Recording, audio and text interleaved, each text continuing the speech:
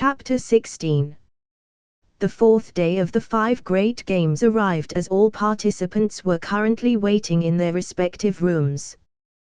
The stage for the third game, Synergy, was taking place in a large arena as the announcer on stage continued his greetings and introductions to the crowd. He then began to give a quick explanation of the game. Now then, ladies and gentlemen, boys and girls, allow me to explain to you how the third game works. It's truly quite simple. It will be a team elimination match. Essentially, it is a team battle that will showcase just how well teams work together in combat, hence the name of the game, Synergy. Each team match will have a time limit of 1 hour. The referee will decide when one team is unable to continue the match. If time runs out and neither team has been defeated, then the referees will review the match and victory will be granted to the team that showed the greatest teamwork. The losing team will be eliminated. If there is still time on the clock after the match is over, then the winning team will gain 5 points for every minute that is still left on the clock. Seconds on the clock do not count towards points. Without further ado, let the games begin. The crowd cheered on as loud chants and screams could be heard filling the entire arena stadium. The first to be called to the arena were Konohamaru, Zen, Hiroshi, and Shikadai. As they walked out on the grand arena stadium, they felt the loud noises and shouts and screams reverberate all over their body. Shikadai sheepishly scratched the back of his neck as he commented, "What a huge crowd, man, what a pain." Hiroshi simply grinned and smacked him on the back. "Come on, Shikadai. Loosen up a little. You're being broadcasted live on TV right now. I know your dad can't be here since he's running things back in Konoha, but I bet you he's watching on screen." Shikadai felt even more embarrassed and nervous. "How does that help me calm down? But crap, you're probably right. Dad's probably watching us right now." It was then that the announcer called the opposing team to the arena. Now facing Team 2 from Konohigakyo will be Team 1 from Kumogakyo. Welcome to the arena. Kumogakyo's Jonin leader Omu along with the 3 Chunin members Aizen, Roma, and Tenji. As Omu and his team walked out onto the arena, the crowd once again went wild with cheers and shouts. Soon both teams stood facing one another as a palpable tension filled the air. The 1-hour time limit appeared on the screen and the crowd went silent as they watched in great anticipation. 1 second passed. Then another and another until finally, the clock let out a single loud noise signaling the start of the battle. Whoosh! Whoosh! Whoosh! Whoosh! Instantly both sides dashed towards the middle in an epic clash of close-quarter combat. Ting! Cling! Ting! Clank! Zing! The sound of metal hitting metal rung loud and clear across the stadium as dozens of kunai and shuriken flew through the air in opposition whilst amid a flurry of taijutsu exchange. Neither side seemed to gain the upper hand in the initial clash, however that clash was all it took for both teams to understand the relative strength of their opponents.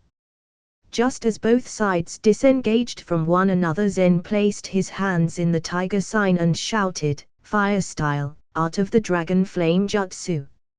At the same time Konohamaru placed his hands together and shouted, "Fire style, dragon flame bullet jutsu." Immediately a large fireball in the shape of a dragon's head flew through the air with incredible speed from Zen's mouth as Konohamaru spewed forth a large elongated fiery dragon from his mouth.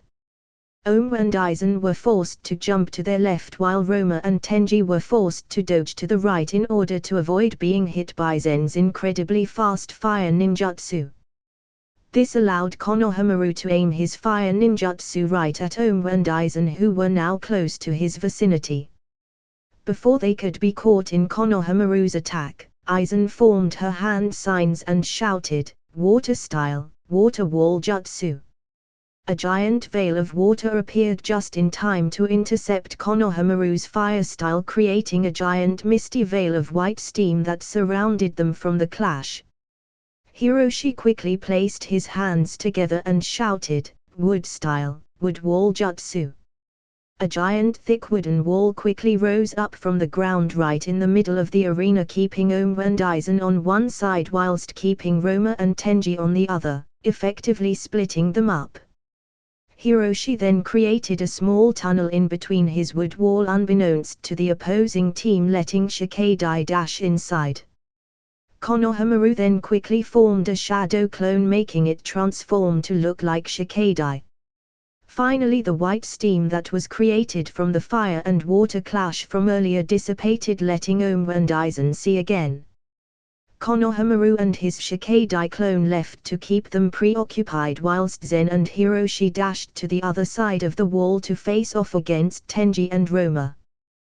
Tenji frowned at their predicament and placed his hands together, shouting, "Storm style, laser circus." Immediately, blinding streaks of incredibly fast piercing lightning beams shot straight for Zen and Hiroshi. Zen quickly placed his hands on the ground and shouted, "Summoning jutsu, Rashomon." Instantly a giant monstrous gate appeared on their half of the divided arena, blocking all of the incoming lighting beams. Nice. It worked. This summoning is one of the greatest defensive techniques in my arsenal right now, thanks to Sensei letting me sign a contract with it as a gift for my promotion to Chunin. Zen then dispelled his summoning as he and Hiroshi engaged their opponents in hand-to-hand combat.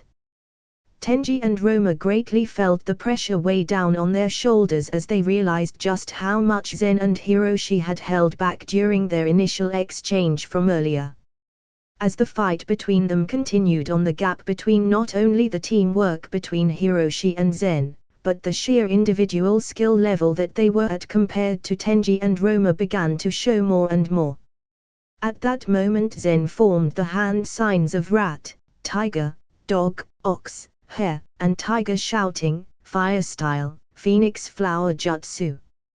Hiroshi also placed his hands together and shouted, "Wood style, grand garden emergence."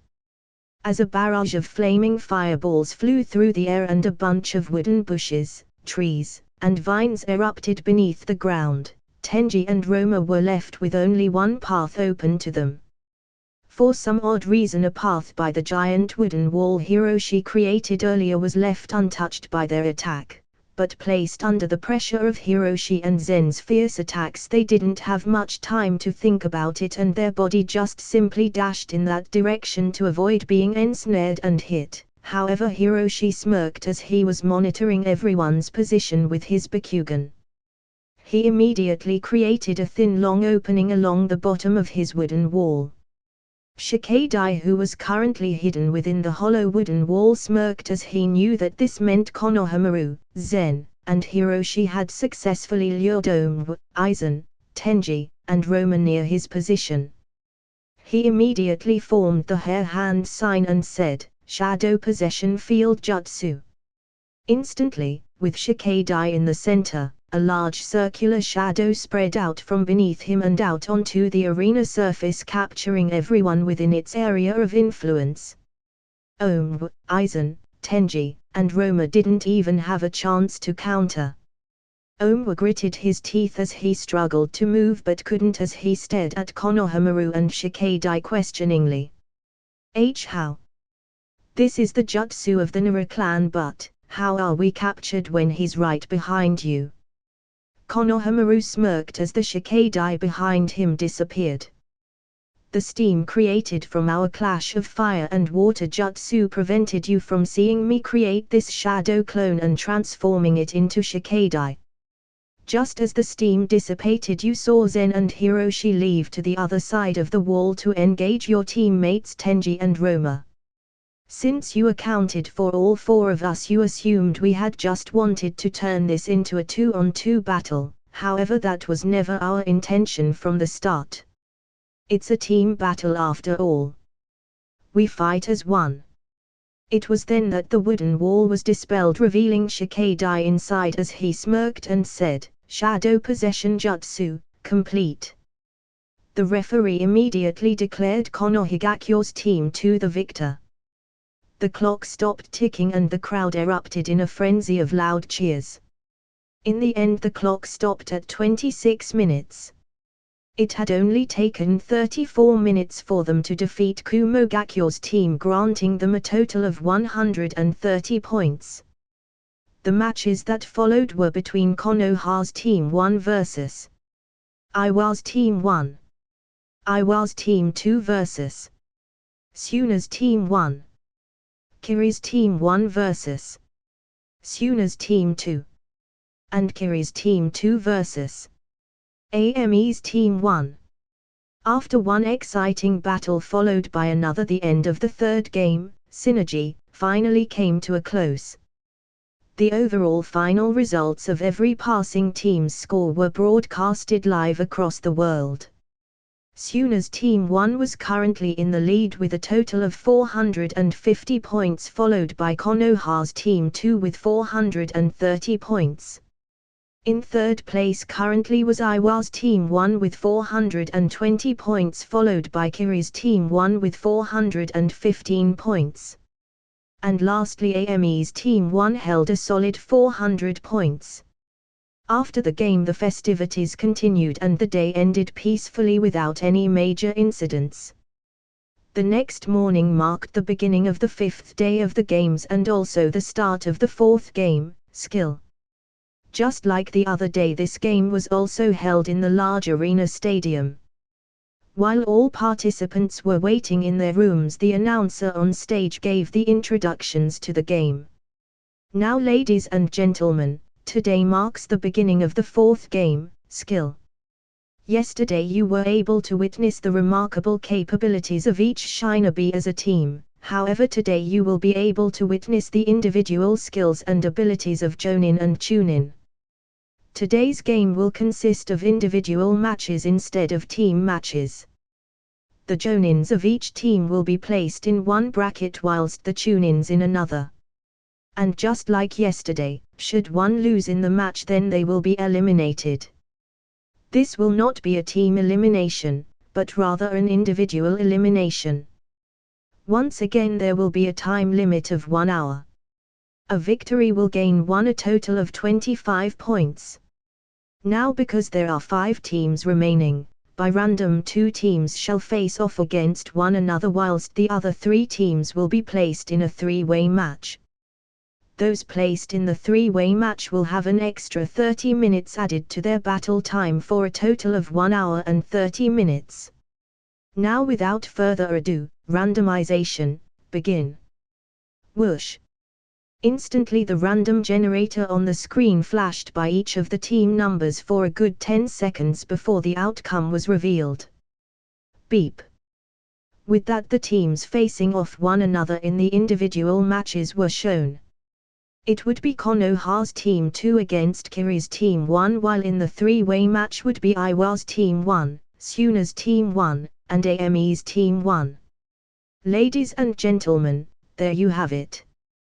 The matchups for the fourth game, Skill, have been decided. Let the game begin. The first to battle were the Jonin leaders. Zen, Hiroshi, and Shikadai watched from within their room as Konohamaru stepped out onto the arena stage against his opponent, Kiri's Jonin leader named Saizo. Hiroshi curiously asked, "Hey, do you guys know anything about this Saizo?" Zen nodded as he replied, "His skill lies in Kenjutsu, but he is also adept at water ninjutsu. While he does seem skillful, I don't believe he'll give Konohamaru-sensei too much trouble." Shikadai nodded in agreement. Zen's right.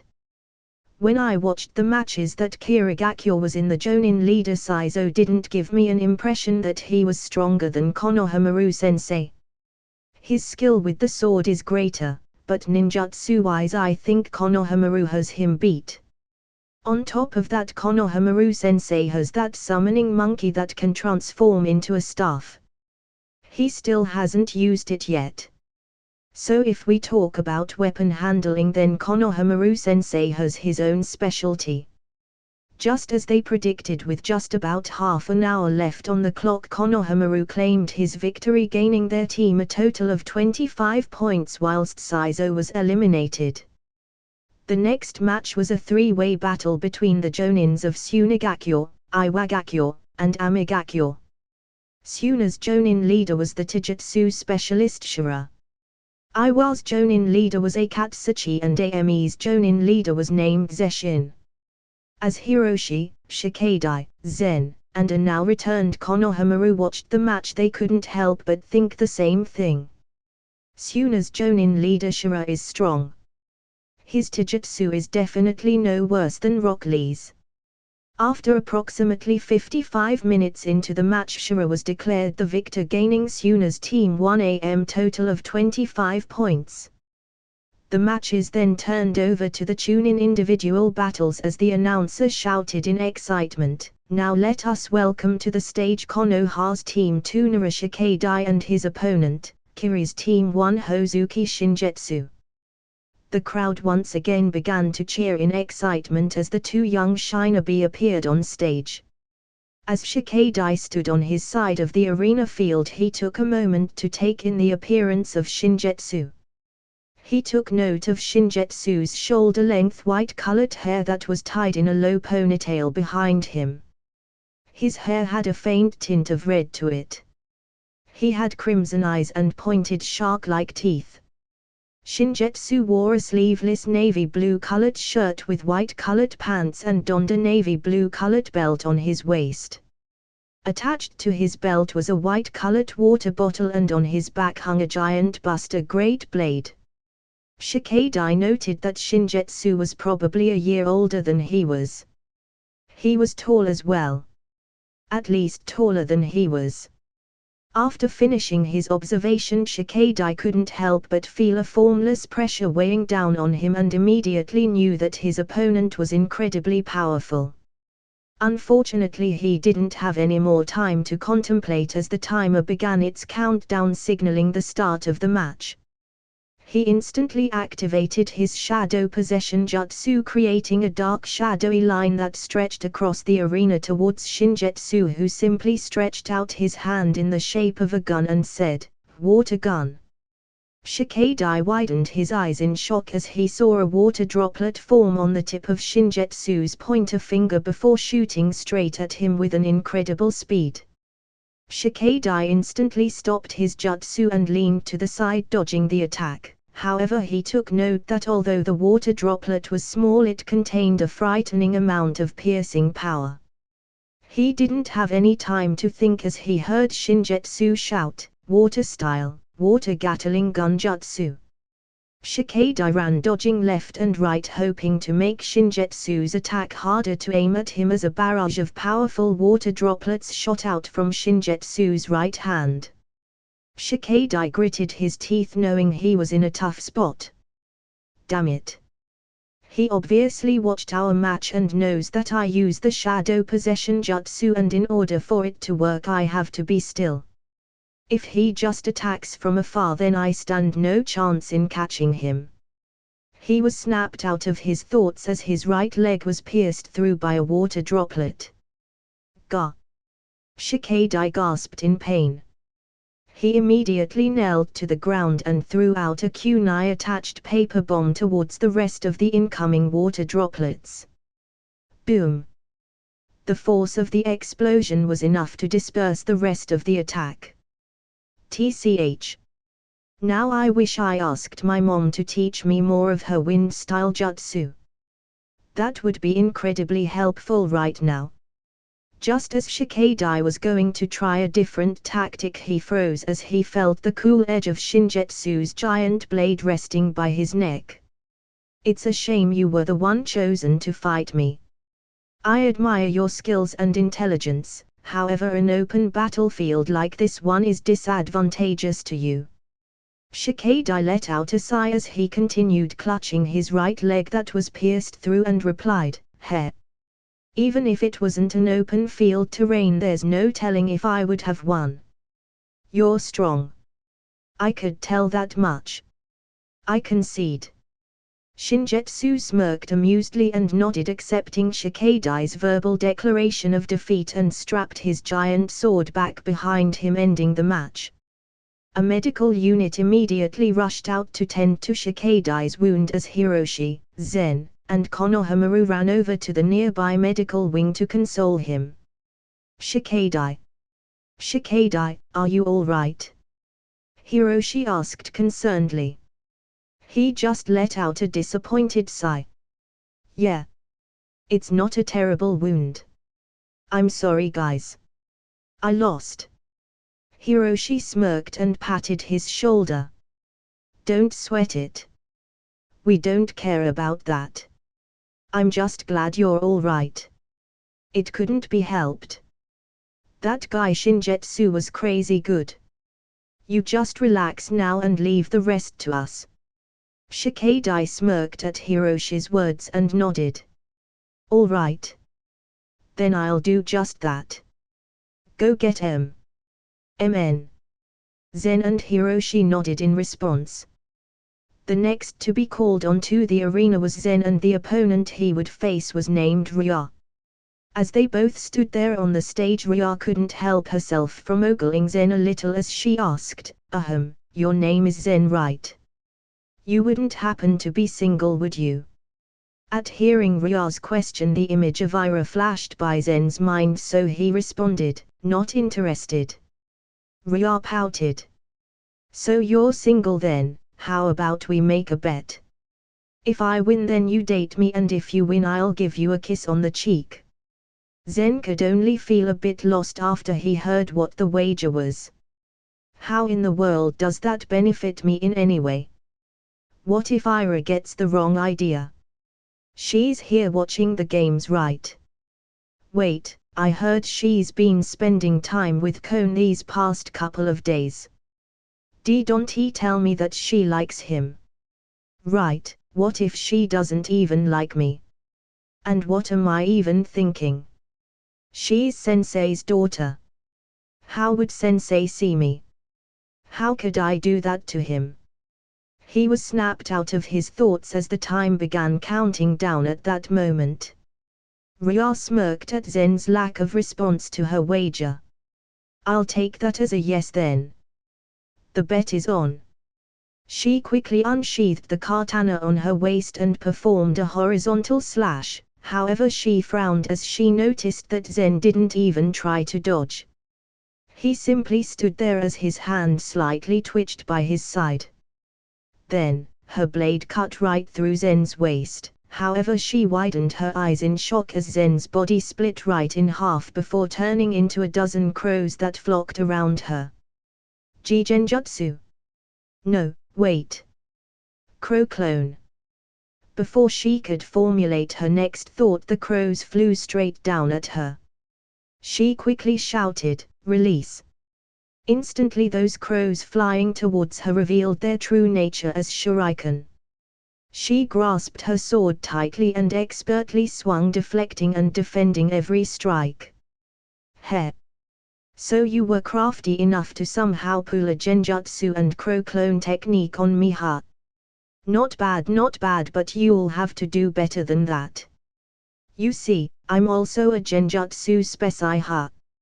She couldn't finish her sentence because she felt herself sinking down into the ground. There was a giant tar pit right beneath her and it was pulling her in rapidly. She widened her eyes in shock since she didn't even notice when it appeared. Immediately she surmised that it was another genjutsu, however she didn't know how Zen had pulled it off. She couldn't recall ever seeing Zen weave any hand signs.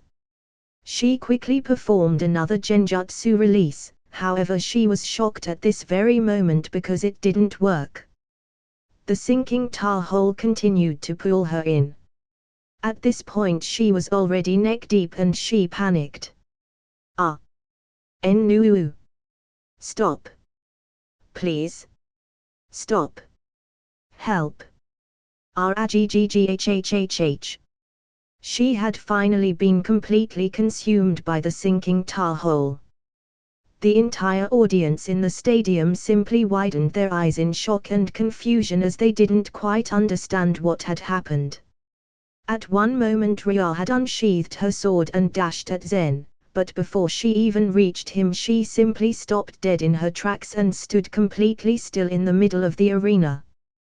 They saw Zen weave some hand signs and then, in merely 5 minutes later they heard Rhea scream for help before she collapsed completely unconscious on the floor of the arena. Zen simply heaved a sigh of relief. "My apologies. I'll have you sleep for a bit. I can't accept a wager like the one you proposed where even if I win you'll give me a kiss. With you being unconscious and after experiencing my genjutsu perhaps you'll just decide to leave me alone." With that the referee declared Zen the victor. Zen returned to the medical ward where their team was now waiting so they could keep Shikadai company. Hiroshi quickly dashed up to him and praised, "That was awesome, Zen. Is it me or is your genjutsu getting stronger and stronger by the day?" "Oh, that. I didn't want to accept her wager so I kind of overdid it a bit. As you know I was born with both ninjutsu chakra and senjutsu chakra. Instead of casting my genjutsu with ninjutsu chakra I infused my senjutsu chakra instead to make my jutsu even more powerful. Even a simple genjutsu at that point would be much harder to break." Hiroshi, Shikadai, and Konohamaru simply stared at Zen with a bit of shock. "Why you can do that?" Konohamaru exclaimed incredulously. Zen simply nodded. "I can. But don't tell anyone. This is a secret trump card of mine." "No worries. We won't," they all said at once. It was finally Hiroshi's turn to be called up on stage as the opponent he was facing was Kagura. As they both stood on opposite ends of the arena face to face a feeling of nostalgia and respect filled the air between them. "Hiroshi, it's good to see you again. I see that you made it to Chunin. Congratulations." Hiroshi smirked and happily rubbed the back of his neck. Just luck, just luck. Kagura, the last time we fought was in Kirigakure 2 years ago during our class field trip. Back then we only used wooden swords. I'm not holding back this time. Be prepared." Kagura nodded and narrowed his eyes in focus. "MN. I remember saying that if we were allowed to use ninjutsu back then I might have lost. This time, let me witness your true strength." Beep. The clock began its countdown signaling the start of the fight. Kagura instantly unsheathed his blade and dashed right at Hiroshi who activated both his Bakugan and Sharingan at once. Hiroshi then dashed around the outskirts of the arena as he formed the ram and snake sign shouting, "Wood style, Grand Garden Emergence." Instantly trees, vines, and bushes began rising from the arena floor hindering and slowing Kagura's movements. Kagura furrowed his brow and fueled his water nature into his blade as he shouted, "Kenjutsu, water-style crescent moon slash." A large 3-meter horizontal sharp watery slash flew through the air slicing through any obstacle in its way as if it wasn't even there in the first place as it continued towards Hiroshi's direction. Just before the attack could hit Hiroshi quickly spun and shouted, 8 trigrams palms revolving heaven. Wham! Instantly the powerful spinning chakra shield destroyed Kagura's attack and at the same time, Hiroshi had formed the hand signs of rat, boar, and snake before throwing out several kunai right at Kagura. Kagura simply took up a defensive sword stance and expertly deflected the first 3 kunai aimed at him off to the side. However, once his blade made contact with the 4th kunai it exploded before Kagura could deflect it away. This not only shocked Kagura, but the force of the explosion also caused him to recoil and take a few steps back to the side in order to steady himself.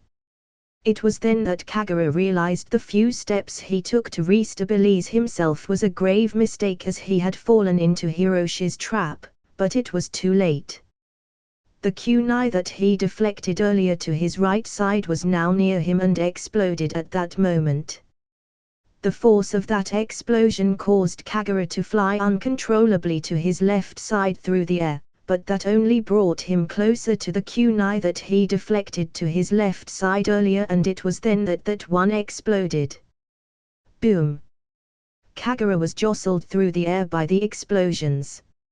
He had managed to come out of the attack without receiving any serious or heavy damage, as the amount of explosive chakra that Hiroshi fueled inside the kunai weren't all too much. However, it was enough to distract Kagura and buy Hiroshi time to control the wooden vines in the arena to wrap themselves around Kagura's limbs and restrain him. He then dashed forward and stood right in front of Kagura. Just as he was about to ask if Kagura would like to concede, he widened his eyes in shock and dashed to his right as a sword stabbed right where he was standing before. The Kagura he had ensnared was a water clone, as the real Kagura now stood before him. Granted, he looked worse for wear. Kagura panted heavily as his clothes were ripped and torn in multiple places and had remnant burn marks on them caused from the explosions earlier. Hiroshi grinned and praised, "You're damn good to be able to catch me off guard by substituting yourself with a water clone while I have my Bakugan active. You did it last minute right before being ensnared and hid right behind your water clone to try and prevent me from noticing two chakra signatures. The one to your clone, and your original self." Kagura smiled and praised back. Explosion style on top of wood style, ha. Then the Bakugan and now Sharingan. Honestly speaking, with the way I am right now, I don't think I stand much of a chance against you. There's only one surefire way I can beat you, and that's to wait it out until your Bakugan and Sharingan drain you of all your chakra. Kagura then smiled in defeat as he felt a kunai behind his back. However, it appears that it won't be possible. To think that you'd also come up with a backup strategy just in case and actually substituted yourself for a wood clone while the actual you hid behind one of the trees in the arena. I've lost. You've truly impressed me, Hiroshi. Hiroshi simply grinned and put away his kunai as he and Kagura shook hands amiably.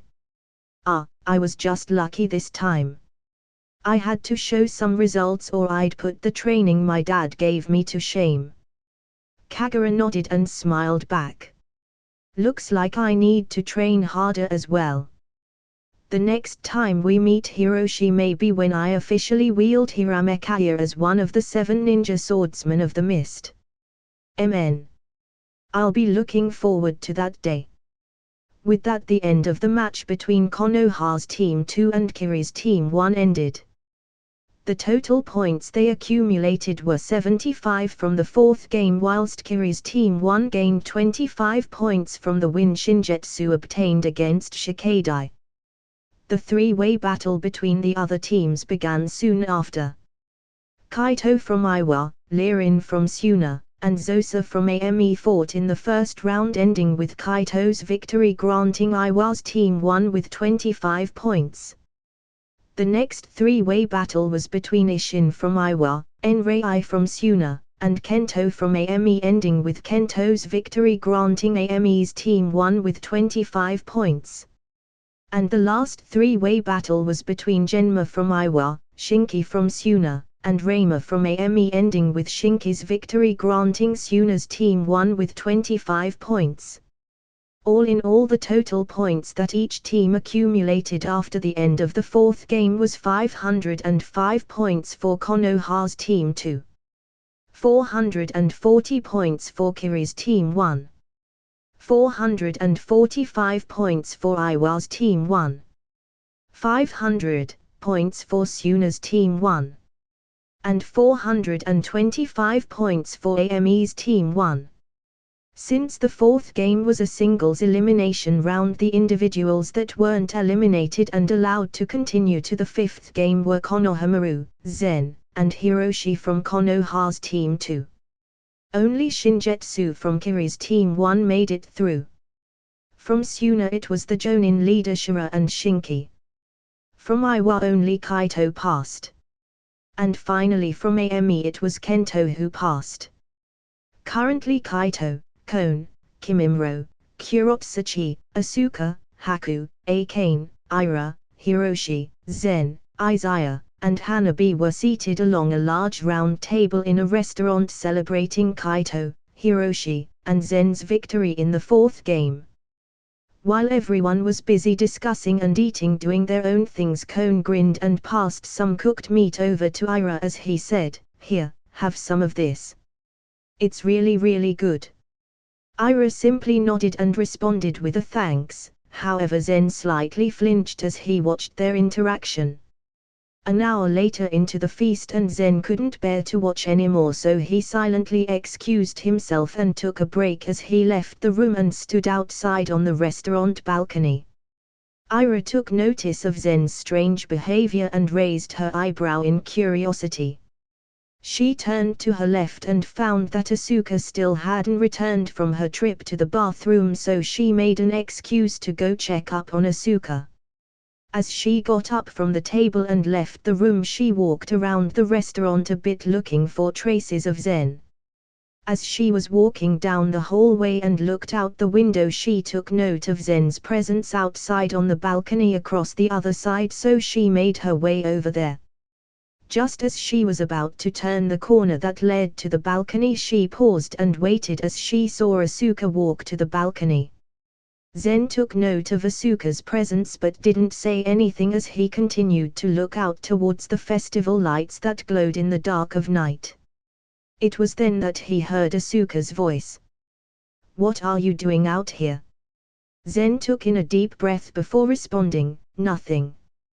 Asuka simply raised her eyebrow even more curiously now. "Oh. Nothing, huh? Not even watching the festival lights below?" Zen furrowed his brow at Asuka's teasing tone. "Is there something you need from me?" Asuka simply shook her head. "Nope. I was just making my way back from the bathroom when I noticed you standing out here all alone. It was nice and quiet when I was alone." "Heh. Is that your passive-aggressive way of telling me to leave?" "No. I was just making a comment." Asuka smirked in amusement. "Noted. Congratulations on your victory. You won your match with no effort." "Thanks." Zen replied bluntly. I recall that girl, Rhea, was it? She made you an offer, right? A bet. That if she won you'd have to go out with her, and if you won she'd give you a kiss. Not a bad offer if you ask me. So, did you go claim your prize yet?" Zen frowned at Asuka's continued teasing and was just about to answer when he heard the footsteps of someone walking away in haste. He furrowed his brow and turned to look in the direction of the noise, but felt his heart skip a beat as he took in the image Ira's retreating form in the distance. His facial expression showed a hint of panic, and Asuka didn't miss this fact. She tilted her head to the side in a bit of confusion and asked, something wrong?" Zen clenched his fist and let out a sigh in defeat. I should probably go back." With that he quickly dashed off looking for Ira, leaving Asuka alone completely confused. Ira continued walking with great haste through the restaurant building, feeling a bit bitter. Right. That girl Rhea did make an offer like that to Zen. And it wasn't like Zen never agreed. He didn't actually turn her down. Does he like things like that? Why should I care anyways? I don't, HMPF. He can do whatever he wants. It has nothing to do with me, but I thought that maybe we had a bit of a connection, maybe it was just me that felt like that. Ha ha, I should forget it. I don't even know why I feel upset over something like this. Zen is Papa's disciple. We're just friends. That's all. Wait, are we even considered friends? I mean, Zen doesn't really say too much. But I guess I'm not one to talk. I don't say much either. Papa and Mom always say communication is the most important thing in a relationship. In fact, they say that it is the most important thing in general. In this regard, I think I should improve on it. She was snapped out of her thoughts as she bumped into someone in the dark hallway. Ow! Just as she felt her body recoil and tip back, she felt a strong hand grip her arm and pull her back upright. When she looked up to see who it was, she felt her heart skip a beat and confusion was written on her face. Zen. Zen gave her an apologetic look as he replied, "Sorry if I startled you." Ira simply shook her head as she reined in her emotions. "No. It's all right. What are you doing here? I thought you were on the balcony." Zen bit the bottom of his lips a bit in nervousness. So it really was you by the balcony then?" Ira noticed her mistake and looked away from him. I mean, I was just walking by." "Then, did you hear what Asuka and I were talking about?" Ira quietly nodded her head. Zen let out a soft sigh in defeat. I wanted you to know that nothing happened with Rhea. I haven't seen her since our fight. And I don't plan for anything to happen." Ira slightly flinched at Zen's statement. "Nothing happened. Really? Wait, why is he even telling me this? And why does it make me slightly happy to hear that?" Zen noticed her continued silence, so he felt even more anxious. Was it presumptuous of me to think that she cared about something like this? Right, what if she doesn't even care? Now she'll probably think that I'm weird or something for telling her that out of nowhere. As the two of them were lost in their own thoughts, standing in awkward silence in the dark hallway of the restaurant, the sound of someone's voice brought them back into reality. Ahem. Don't mean to interrupt or anything, but this hallway seems a bit daft if one of you is planning to confess their love or something. Immediately Ira and Zen's face burned up in embarrassment for 2 seconds before they both quickly reined in their emotions and turned to face the other party. Zen was a bit surprised at who it was. "You're Hozuki Shinjetsu. The one who fought Shikadai." He then took note of the person standing next to Shinjetsu and commented, "And if I'm not mistaken, you're Karate Kagura. You fought Hiroshi." Kagura nodded as Shinjetsu continued, "So, what are you two lovebirds doing out here in the dark anyways? Not that I suspect you two of doing something shady or anything. I mean, come on, we're all still so young.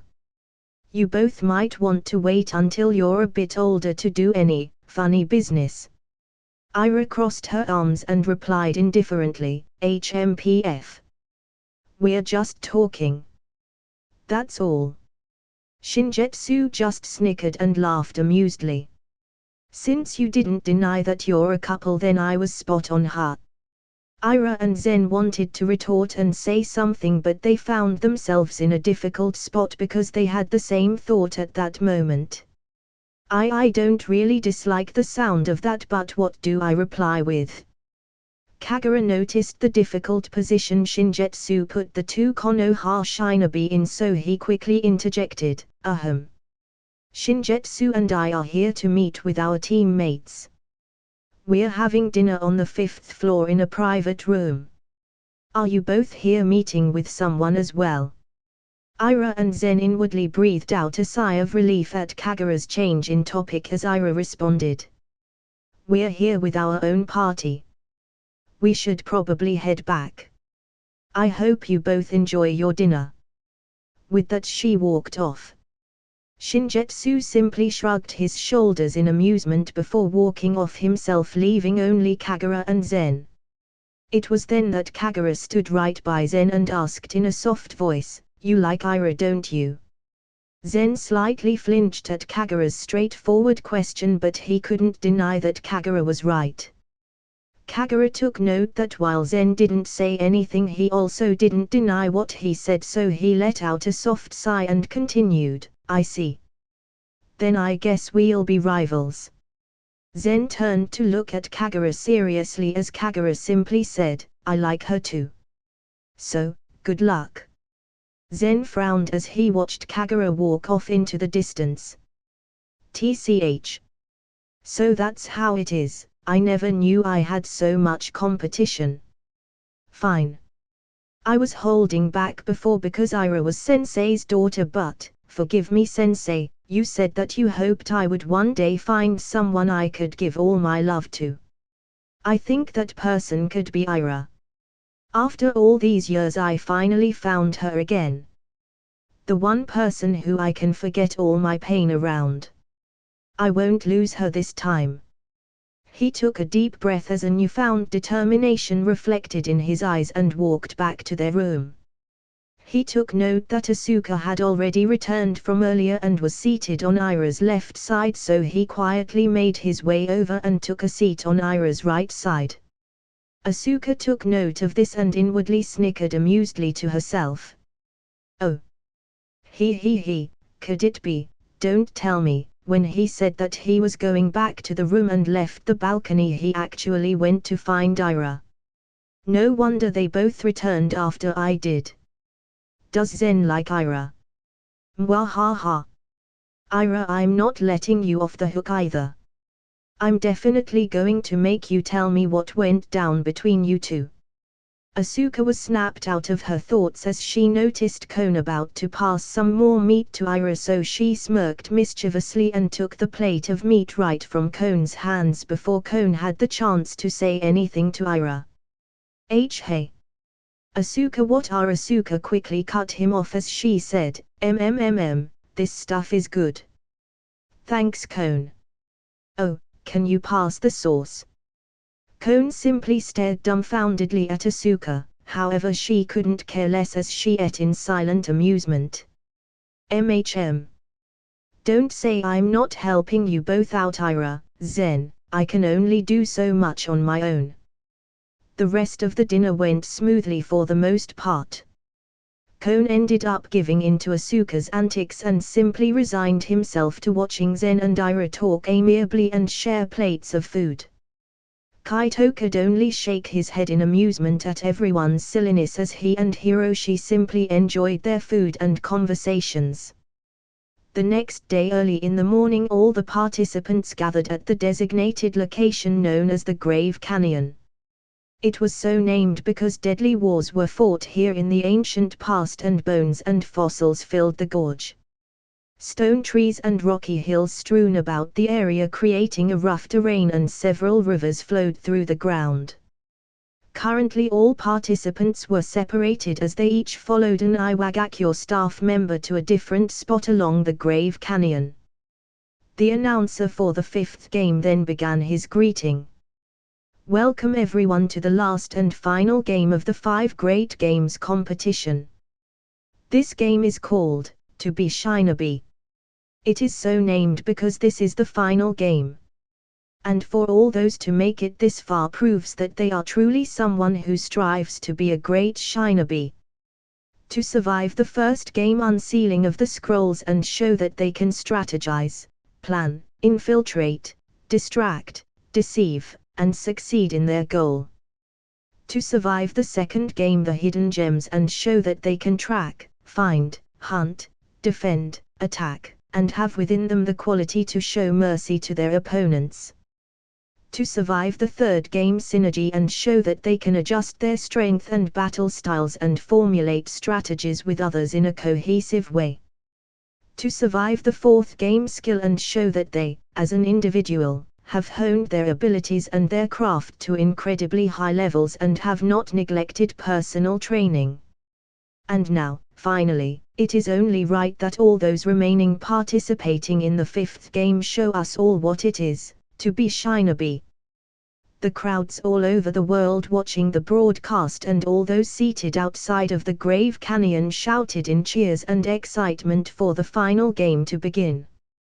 The announcer waited for the cheers to quiet down a bit before he continued, "Now everyone, allow me to give you all a quick explanation of the rules of the final game. It is in essence a survival test.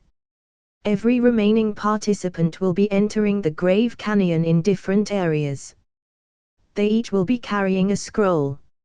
Every scroll they are able to acquire is worth 20 points.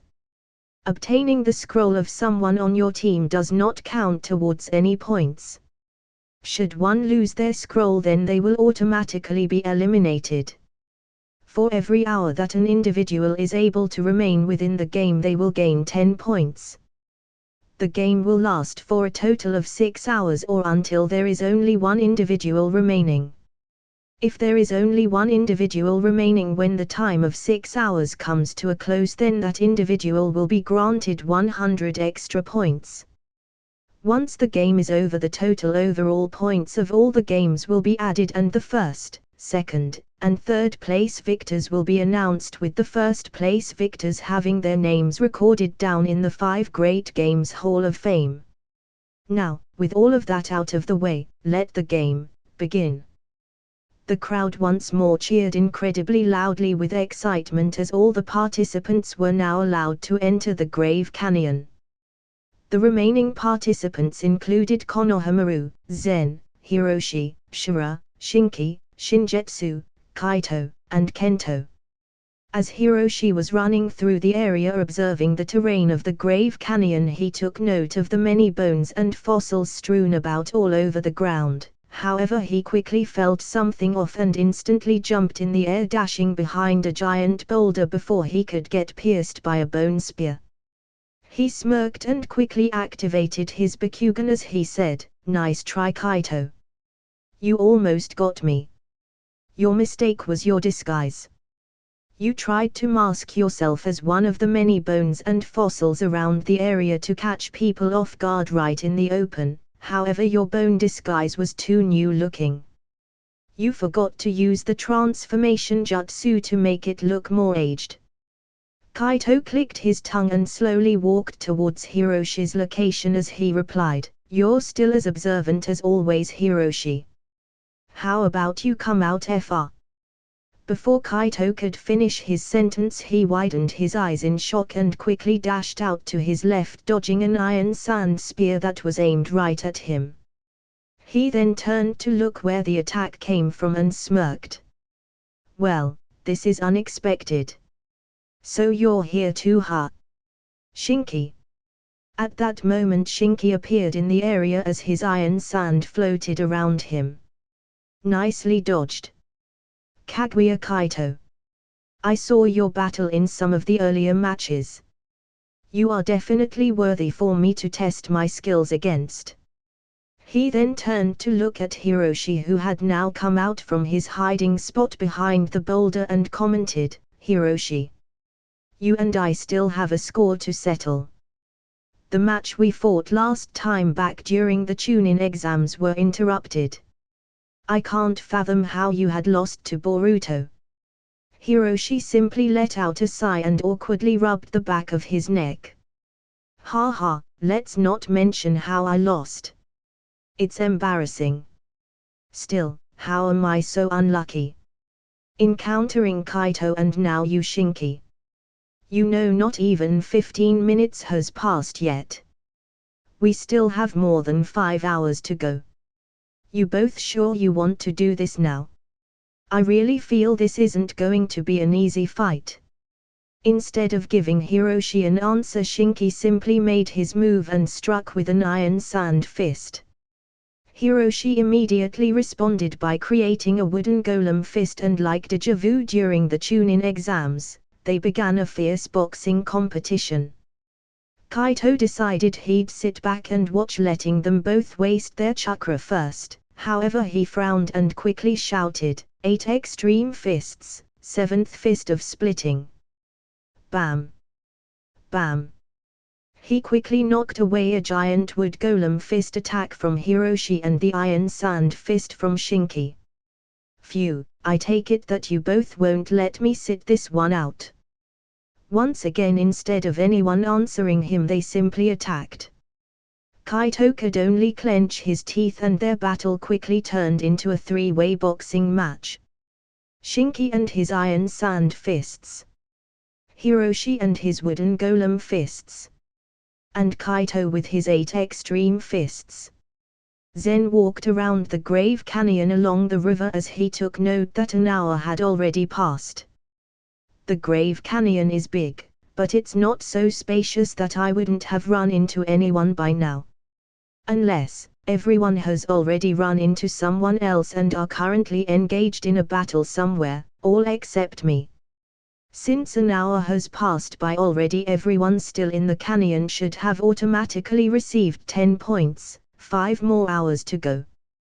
What are the chances that I'd get to meet up with Konohamaru and Hiroshi first? Zen stopped in his tracks as he took note of an individual who was currently washing their face by the stream up ahead. That individual also took note of Zen's presence at the same time and spoke in a calm and collected voice. Oh. Now what are the chances that I'd actually run into two-leaf shinobi within an hour? Zen furrowed his brow when he heard the comment and responded questioningly, but also calmly. You're the Jonin leader of Tsunegakyo, Shura. Judging by your comment, you've already engaged in battle against a leaf shinobi. Either Hiroshi or Konohamaru-sensei. Can I assume that since you are here you defeated them? Shura stood up from his squatting position and shook his palms by his side, letting the air dry his wet hands as he turned to face Zen. It was your Jonin leader, Konohamaru. He was quite skilled.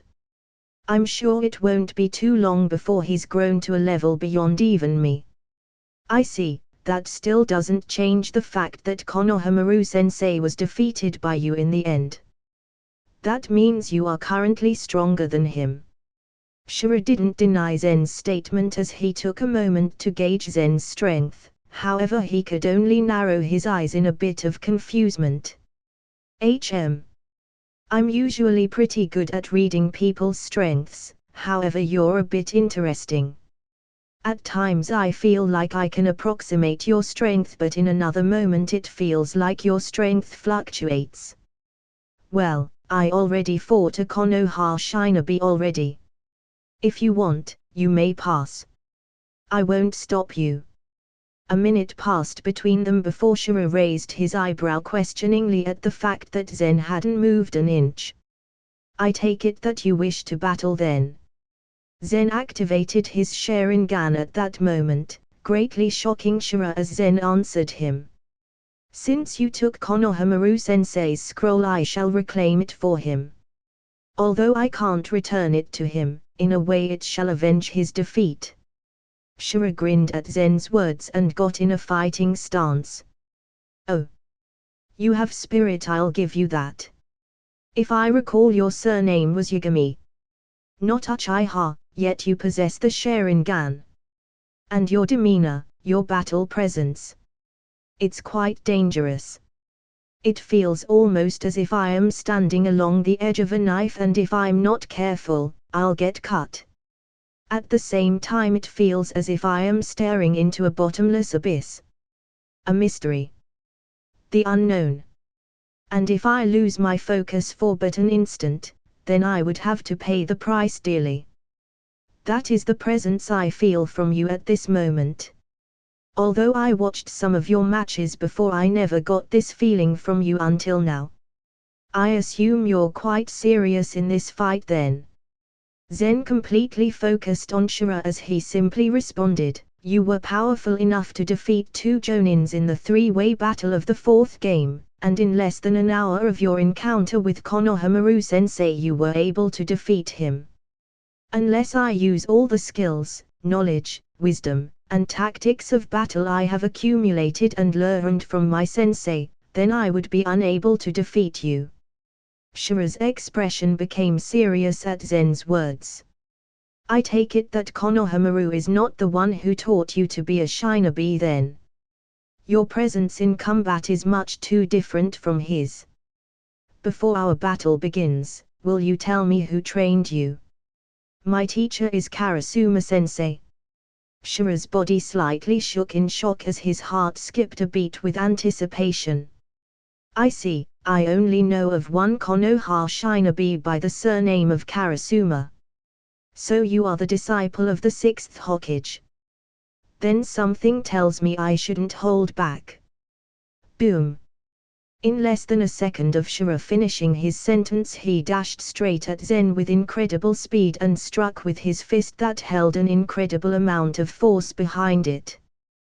Before Shura's fist could make contact with Zen's chest, Zen was able to shift his body just enough to avoid the punch. However, Shura didn't let up on his attack and continued to strike, chop, punch, thrust, kick, sweep, grapple, and claw. Thanks to Zen's Sharingan and nimble movements, he was able to follow, read, predict, and avoid every strike Shura performed. Impressive. No wonder Konohamaru-sensei lost. His taijutsu movements are truly top tier and every one of his strikes contains a frightening amount of power. If I get struck by one of his attacks, it'll greatly damage me and I'll be at a huge disadvantage. However, as fast as he still isn't on the level of sensei. My eyes can keep up with his movements. For now at least. During his match against the other Jonin leaders, he used an ability called the 7 Heavenly Breaths that greatly increased his powers. It looked similar to the power granted by the 8 inner gates. If he uses that, he'll be able to wear me down. To defeat a taijutsu specialist, I'll use my own specialty. Genjutsu. Whoosh. Just as Zen dodged an axe kick to the head, he shouted, "Fire style, Phoenix Flower Jutsu." Dozens of flaming fireballs flew through the air right at Shura, who dashed upwards to avoid being hit. At that moment, Zen threw a shuriken in the air and quickly weaved the hand signs for the shuriken shadow clone jutsu. Shura frowned at the dozens of incoming shurikens, so he quickly took in a deep breath and shouted, 7 heavenly breaths, first breath. Instantly his eyes turned white as a yellow aura surrounded his body. With his physical prowess enhanced, Shura was able to quickly and easily knock away all of the shurikens aimed at him without a scratch. As he fell towards the ground where Zen was standing, he shouted, "Second breath." Immediately every muscle in his body began to bulge as thick powerful veins appeared all over. Zen frowned in seriousness, but just as he was about to dash back to dodge, he was struck by Shura's karate chop. Shura's attacks had become even faster and more ferocious than before, however Shura frowned the instant his attack connected because Zen's body had quickly turned into a flock of crows right after. Crow clone. Or genjutsu. He uses this technique often to fake out his opponents. Shura simply cycled another breath and shouted, "Third breath." Bam! The yellow aura around him spiked and became incredibly dense as Shura's entire body turned red in color. His every move exuded raw power. He then noticed Zen's figure in the distance preparing to weave some hand signs. He frowned and instantly dashed over with blinding fast speed, not letting Zen finish weaving his signs. Zen was inwardly shocked and could only frown at how much more insanely powerful Shura had become after activating the third breath. Zen could only continue to dash around and dodge, doing his best to avoid Shura's attacks. However, the one who was most shocked at the moment was Shura. What's going on? I've already activated the third breath. Even before I used my 7 heavenly breathing technique, I was physically stronger and faster than him. He was nimble and agile and had great reflexive abilities, but that shouldn't have been able to keep him in the fight this long. He should be incredibly tired by now. But even in my enhanced state, I still can't hit him. Something's wrong. Shura immediately halted his steps and stopped attacking Zen as he said, "You've only been dodging all this time. I feel my chakra burning and raging. It's not disrupted. There's no indication that you were able to capture me in a genjutsu. Furthermore, in my enhanced state there's no way I shouldn't have been able to land a hit on you. What's your trick?" Zen simply ignored Shura's question and confused look as he said, "Summoning jutsu, Rashomon." Shura narrowed his eyes in focus as he prepared to face Zen's technique, however he widened his eyes in great shock as the Zen he was staring at slowly blurred away and turned into a tree. It was then a giant, heavy, monstrous gate fell from the sky and smashed Shura's body into the ground. Boom! A giant crater was formed from the impact. Zen stood neatly atop the roof of the giant gate before dispelling it. In a puff of white smoke the gate disappeared, causing Zen to fall down into the large crater where Shura was currently struggling to get into a crawling position. He huffed and puffed and panted heavily as he struggled to even get back on his knees. The force of the impact from a giant heavy gate falling down from the sky with great velocity was enough to render even him in his enhanced physical form to feel greatly damaged. His activated body from his technique was able to ensure his survival, but the blow was almost enough to send him out of commission. It was then he heard Zen's voice right behind him. "As I thought. With my Sharingan I figured your technique had greatly activated your body's physical prowess on all levels.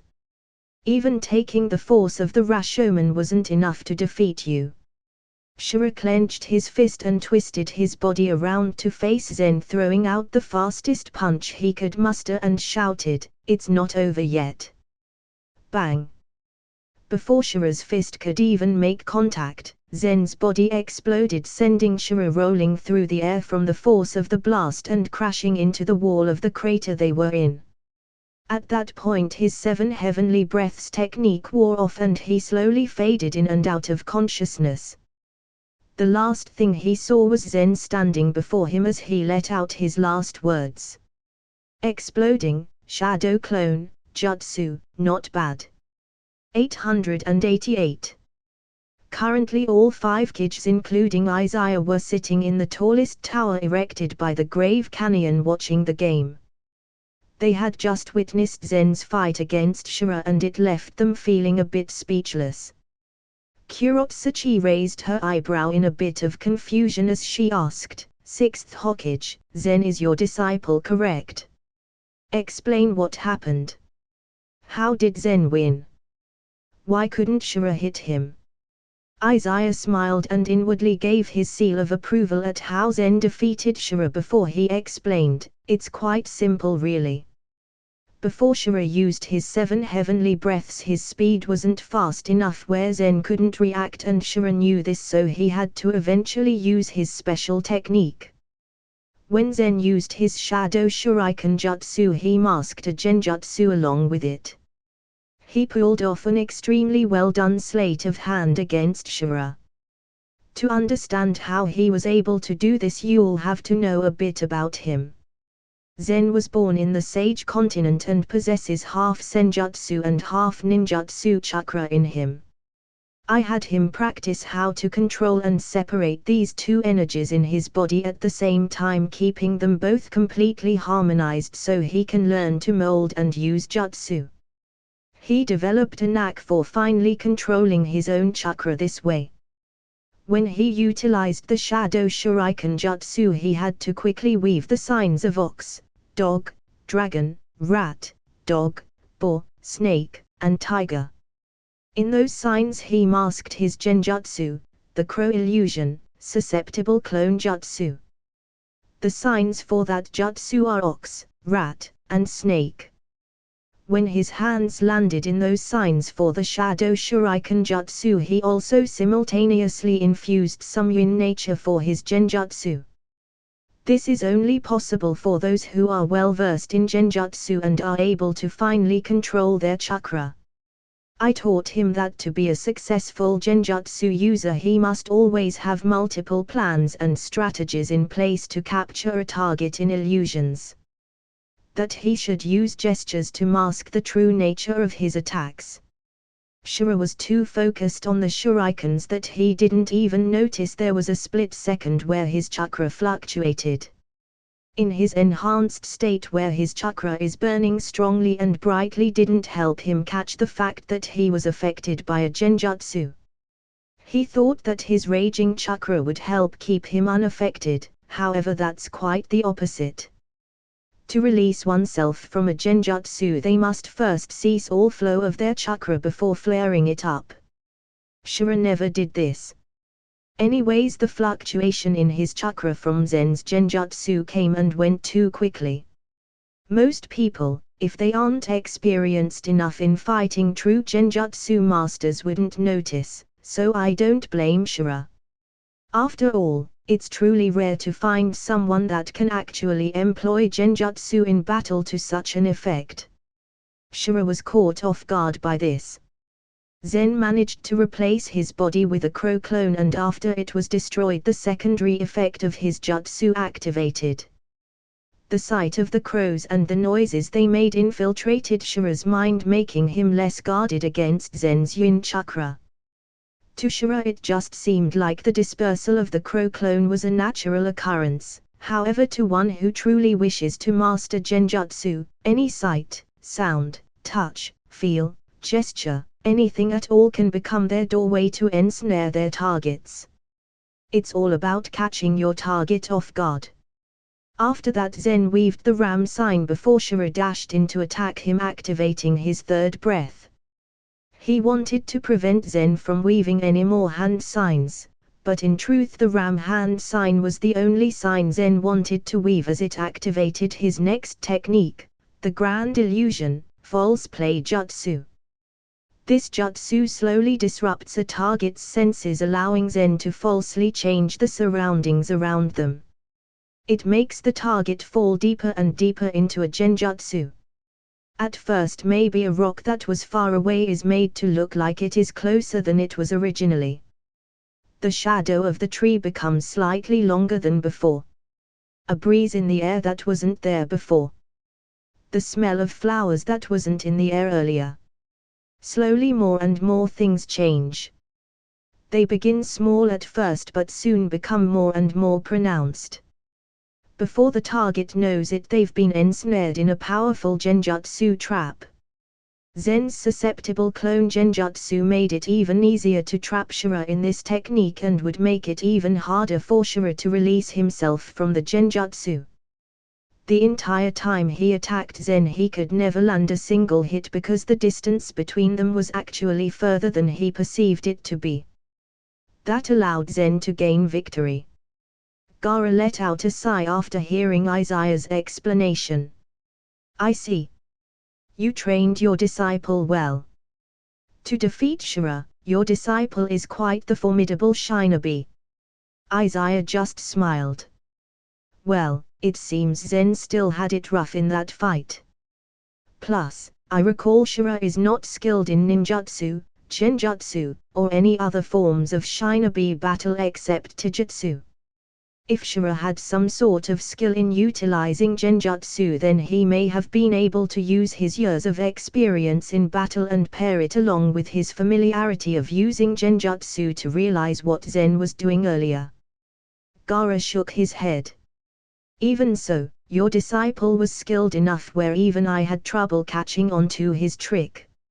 It's fine for you to feel a little pride in your disciple's display of prowess in front of us, 6th Hokage.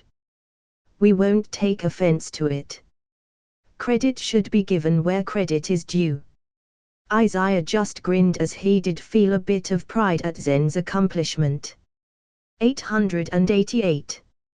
As the kids continued conversing and watching the match, Zen had already taken Shura's scroll as well as Konohamaru's scroll that Shura had obtained from earlier and continued his trek along the river through the canyon.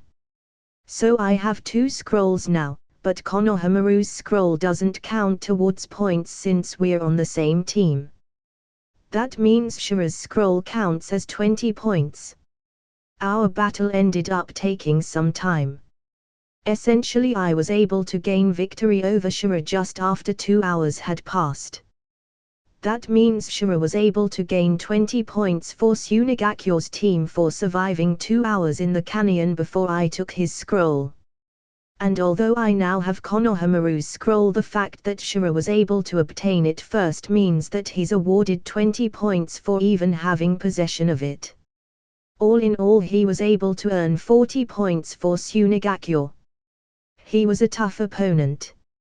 Zen continued his walk for another 20 minutes before he stopped and looked out to an open rocky field from within the shadow of the stone forest. There he caught sight of Shingetsu defeating Kento from Amigakyo before picking up his scroll.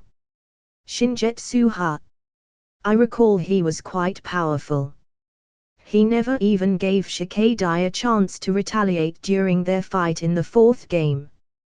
He just obtained Kento's scroll, so if I can take him down I'll be in possession of 3 scrolls. Zen took a deep breath and cracked his knuckles before walking out of the stone forest. His presence immediately caught the attention of Shingetsu, who smirked and said, "Yo! If it isn't one of the hallway lovebirds." Zen inwardly clicked his tongue in annoyance at Shingetsu's teasing words and continued walking towards him. He stopped 5 meters away as they both stood there in silence for a few moments, gauging the other's strength. Shingetsu broke the silence as he gave a toothy grin. "Heh. Nice presence. I watched your fights before and I always wondered what it'd be like to fight you. Out of all the competitors you're the only one who makes me feel a bit wary." Zen considered Shingetsu's words carefully before responding, "I know you're powerful as well. This fight won't be easy." "Oh. You can tell that about me, huh? I'm honored. Well then, guess there isn't a good way to start us off but to just go for it." Shingetsu immediately unsheathed his giant buster sword and dashed at Zen, slicing horizontally at his waist. Zen quickly unsheathed his katana, gripping the hilt with both hands tightly, blocking Shingetsu's attack. He then activated his Sharingan, causing Shingetsu to frown and quickly turn his head to the side to avoid looking Zen in the eyes. "You reacted very quickly by avoiding my gaze. Your battle experience is impressive." Shingetsu simply smirked and disengaged from Zen before he placed his hands in the horse sign and shouted, "Vapor style, solid fog jutsu." Zen widened his eyes in shock as a thick, potent, corrosive fog rushed through the air towards him. He quickly dashed backwards and shouted, "Fire style, fireball jutsu." A large stream of fire burst through the corrosive fog, heading right towards Shingetsu, who narrowed his eyes with a bit of excitement and anticipation as he shouted, "Water style, water bullet jutsu." From his mouth he quickly expelled a pressurized stream of water to counter Zen's fire ninjutsu. The collision created a large stream of white smoke as Shingetsu quickly followed up by weaving the signs of ox, snake, and ram and shouted, "Hidden mist jutsu." The area immediately began to fog up, causing Zen to frown. "TCH. Not bad. He's definitely showing that he doesn't lack battle experience." The moment he took notice of my Sharingan, he avoided my gaze, disengaged from a close-quarter combat, and used jutsus that make it difficult for me to cast ocular genjutsu. To think that he was also a Keki Genkai user, and it's of the vapor style. Furthermore, with my Sharingan I could tell he has large amounts of chakra. He possesses at least twice the amount of chakra I do. According to Sensei, my chakra reserves are greater than the average person my age. This guy Shingetsu looks like he's around my age as well, yet he has twice the amount of chakra I possess. That's kind of insane. Then again, his control over his chakra isn't as good as mine, so I suppose we spend chakra at almost a similar rate. Zen focused his eyes all around him, trying to discern where Shingetsu could be hiding within the mist. It'll be tough to find him in here, so I'll just have him expose himself. Zen quickly formed the signs of bird, boar, ox, rat, dog, and snake, saying, demonic illusion, bewildering jutsu. A slight ripple breezed through the air before it dissipated. However, Shingetsu, who was hiding in the fog, felt the ripple and frowned, knowing something was off. Odd. There's no wind or breeze down by this part of the canyon. Ah. Genjutsu perhaps. That is his specialty. TSK. Impressive. So that's his plan. Since genjutsu is his specialty, he must have casted a pretty powerful one. I don't know exactly what effect his genjutsu will have, but I don't really want to wait and find out. It could be my undoing. I either stop my flow of chakra before flaring it up to release myself from his genjutsu and announce my position to him, or fall prey to his genjutsu. Damn. Shingetsu immediately stopped the flow of his chakra before flaring it up, creating a powerful disturbance within the mist. Zen immediately turned his head eastward, forming the tiger sign, and shouted, fire style, art of the dragon flame jutsu. Fwish. A flaming fireball in the shape of a dragon's head whizzed through the air with incredible speed straight at Shingetsu, who smirked excitedly and shouted, water style, water wall jutsu. A powerful stream of water erupted from his mouth and blocked the incoming fire ninjutsu. It was then he took note of Zen in the air above him, so he gripped his giant buster sword and slashed Zen's body in half. The two halves fell by Shingetsu's feet as he smirked in amusement. Heh. I thought so. A clone. However, Shingetsu widened his eyes in shock, because not a moment later the two halves turned into water as he was stabbed through the chest from behind. Ku. You used the water clone jutsu. It was then Shingetsu also turned into nothing but a water clone. Zen smirked as he felt Shingetsu's blade resting on his shoulder. He. Not bad, not bad. I knew you were going to be a tough opponent. I wonder, when did you have time to copy my water clone jutsu with that Sharingan of yours? Well, no Matt. Before Shingetsu could finish what he wanted to say, realization struck him mid-sentence as he quickly dashed to the side as fast as he could. It was then that the Zen standing before him exploded, creating a giant blast force. Shingetsu frowned and felt his heart beat in both excitement and nervousness as he commented aloud, I see. When you dashed above me in the air, I had utilized the water clone jutsu. Your Sharingan picked up on the fact that I'm old chakra for it and copied my technique.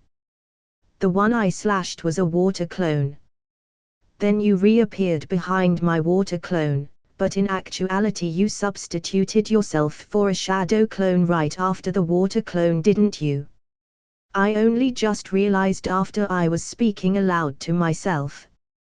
The fact that you copied my water clone jutsu meant you knew I was substituting myself for a fake. There's no way you would use your real body to attack me until after you confirmed my fake was dispelled. Guess I was too caught up in the battle. I haven't been this excited and nervous to fight someone in a long time. Not a moment later Zen jumped down from the sky and struck downwards with his katana at Shingetsu, who narrowed his eyes in focus and swung his blade upwards to counter as he shouted, vapor style, unrivaled strength. Instantly steam erupted from his arms, increasing the speed and power of his countering sword strike. As the two blades collided, the force behind Shingetsu's attack sent Zen recoiling through the air for several meters before he could stabilize himself and land back safely on the ground. As Shingetsu dashed through the mist towards Zen, he saw him weave the ram sign. Immediately he halted in his steps and prepared to perform another genjutsu release, However, he widened his eyes in shock as the Zen he saw in the distance turned into a flock of crows. No way. Genjutsu. Or. It was then he felt a tap on his shoulders, prompting him to twist his body and grip his sword tightly, slashing with all his might. However, what he was met with exceeded his expectations. It wasn't Zen that tapped him from behind, but rather a crow. Shinjitsu was astonished once more, because at that moment he felt as if he had awoken from a deep slumber. All of a sudden the surrounding area began to change. The mist was disappearing.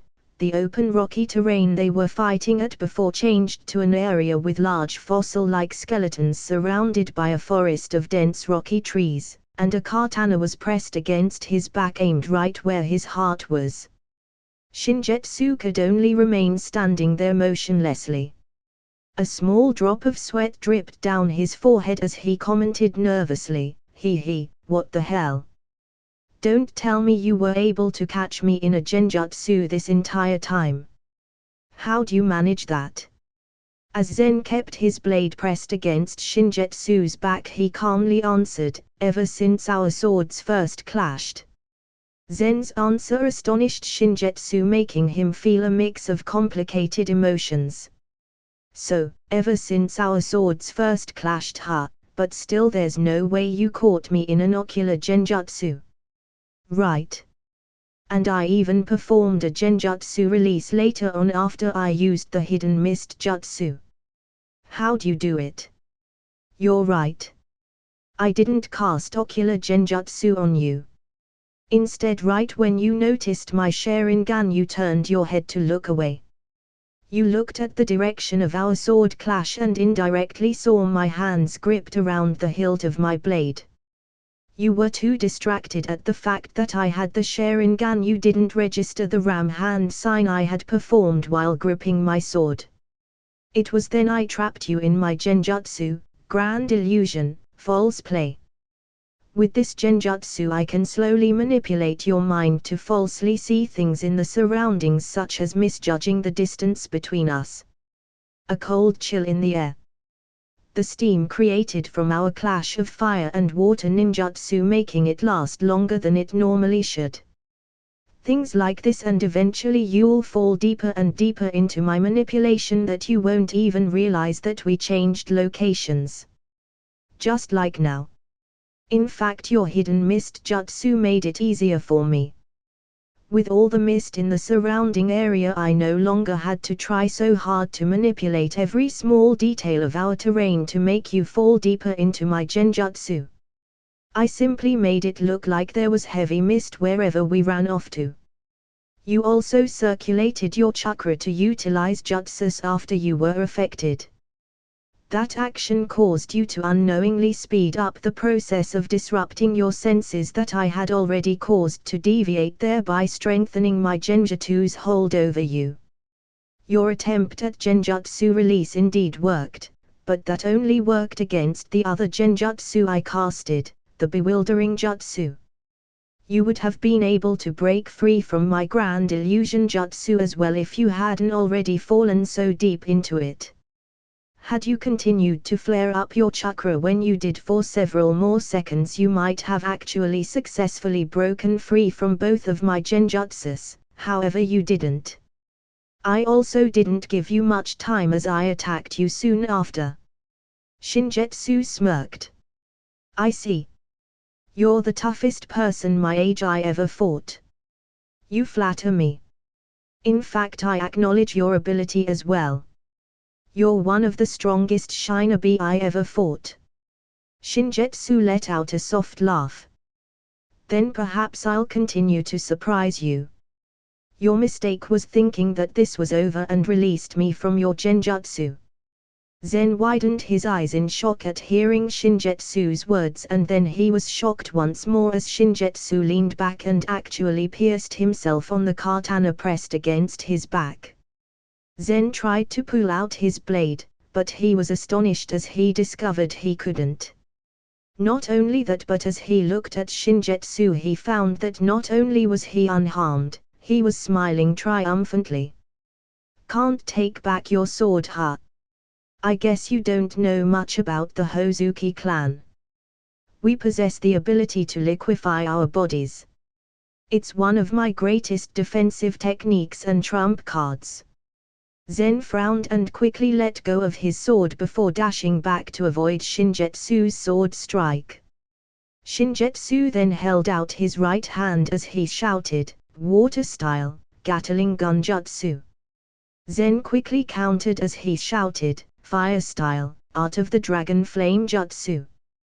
PSSSSSHHHHH. The sound of warm steam rising in the air could be heard from the collision of their two opposing ninjutsus. Shinjetsu smirked and formed the signs of dog, ram, ox, and dragon before clapping his hands together and shouting, "Vapor style, Piranha Storm Jutsu." He expelled from his mouth hot boiling vapor that took the shape of hundreds of piranhas floating in the air.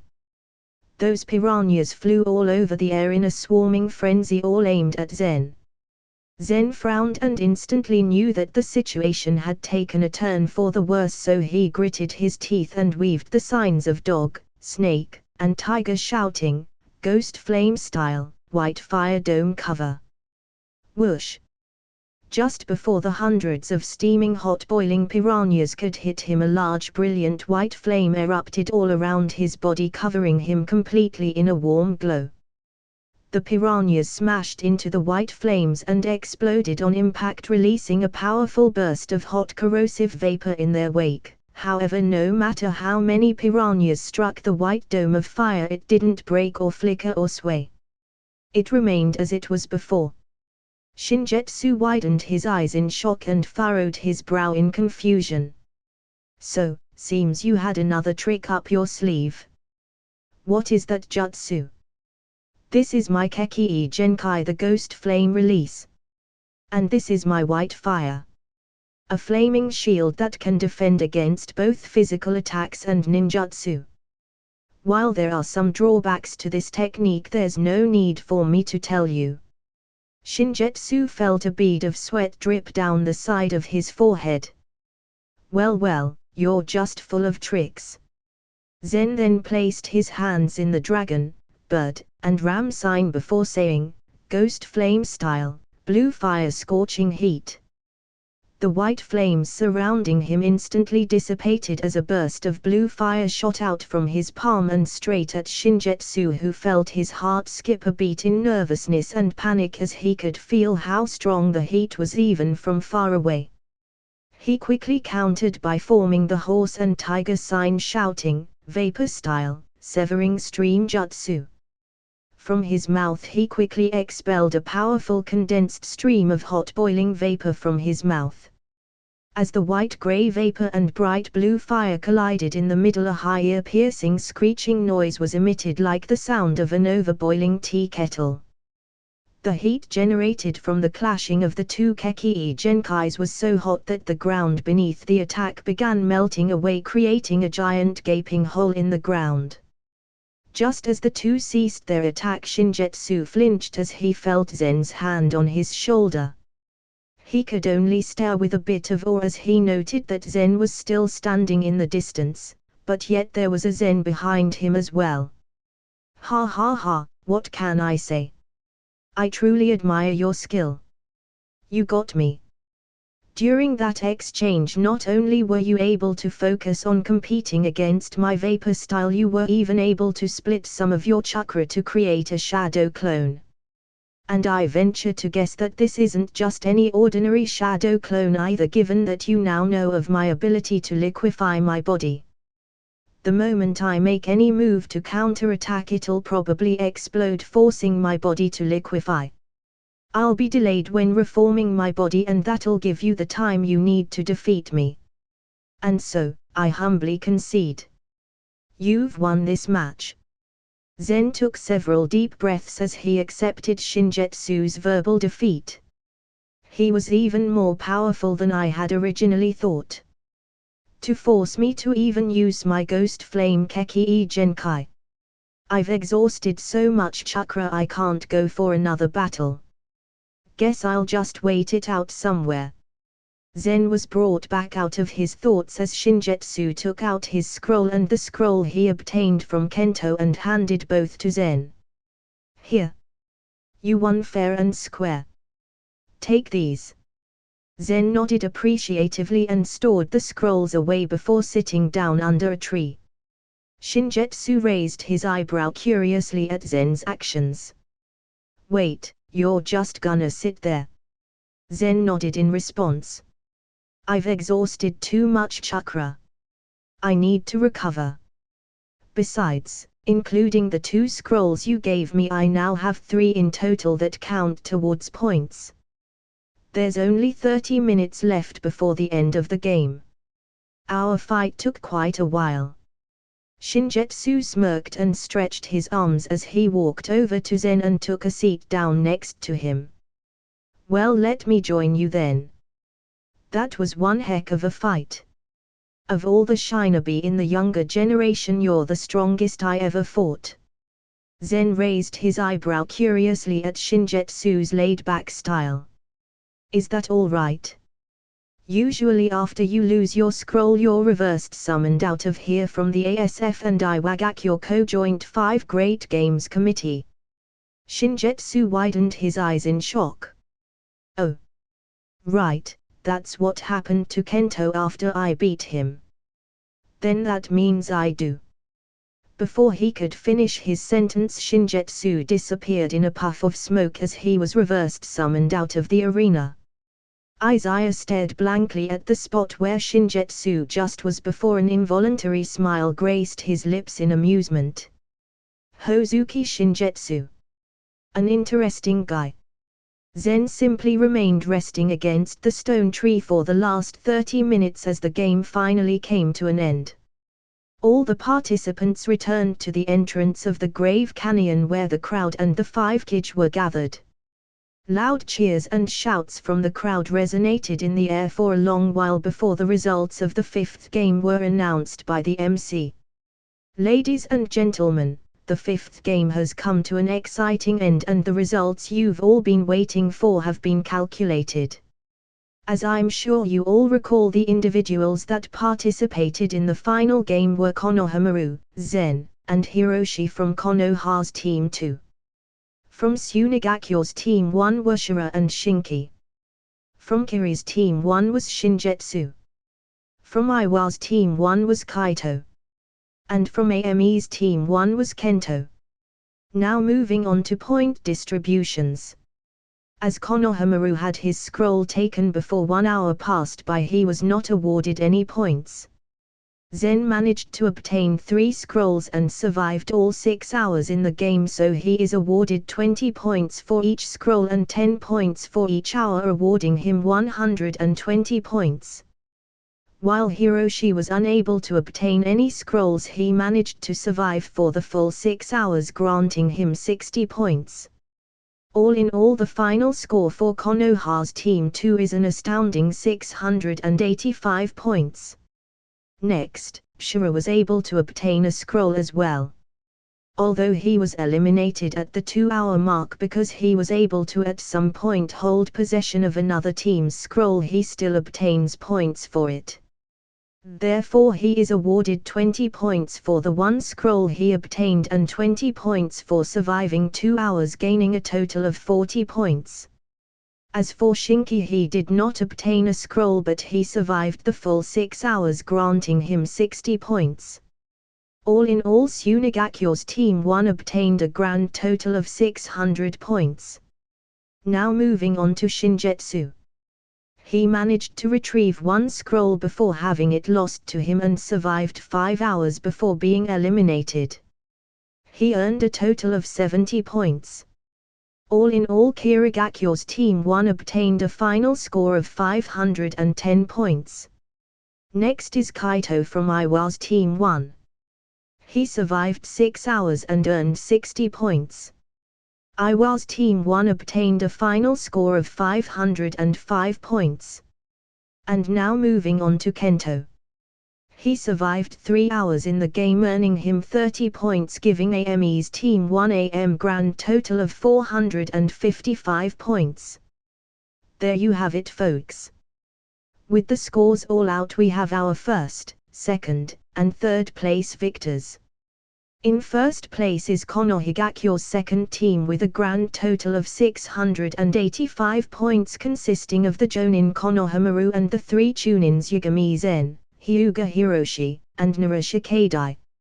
In second place is Tsunagakaru's first team with a grand total of 600 points, led by the Jonin Shira and the 3 Chunins Shinki, Enrei, and Lirin. And finally, in third place with a grand total of 510 points is Kirigakyo's first team, led by the Jonin Saizo and the 3 Chunins Karatakai Kagura, Hozuki Shinjetsu, and Rya.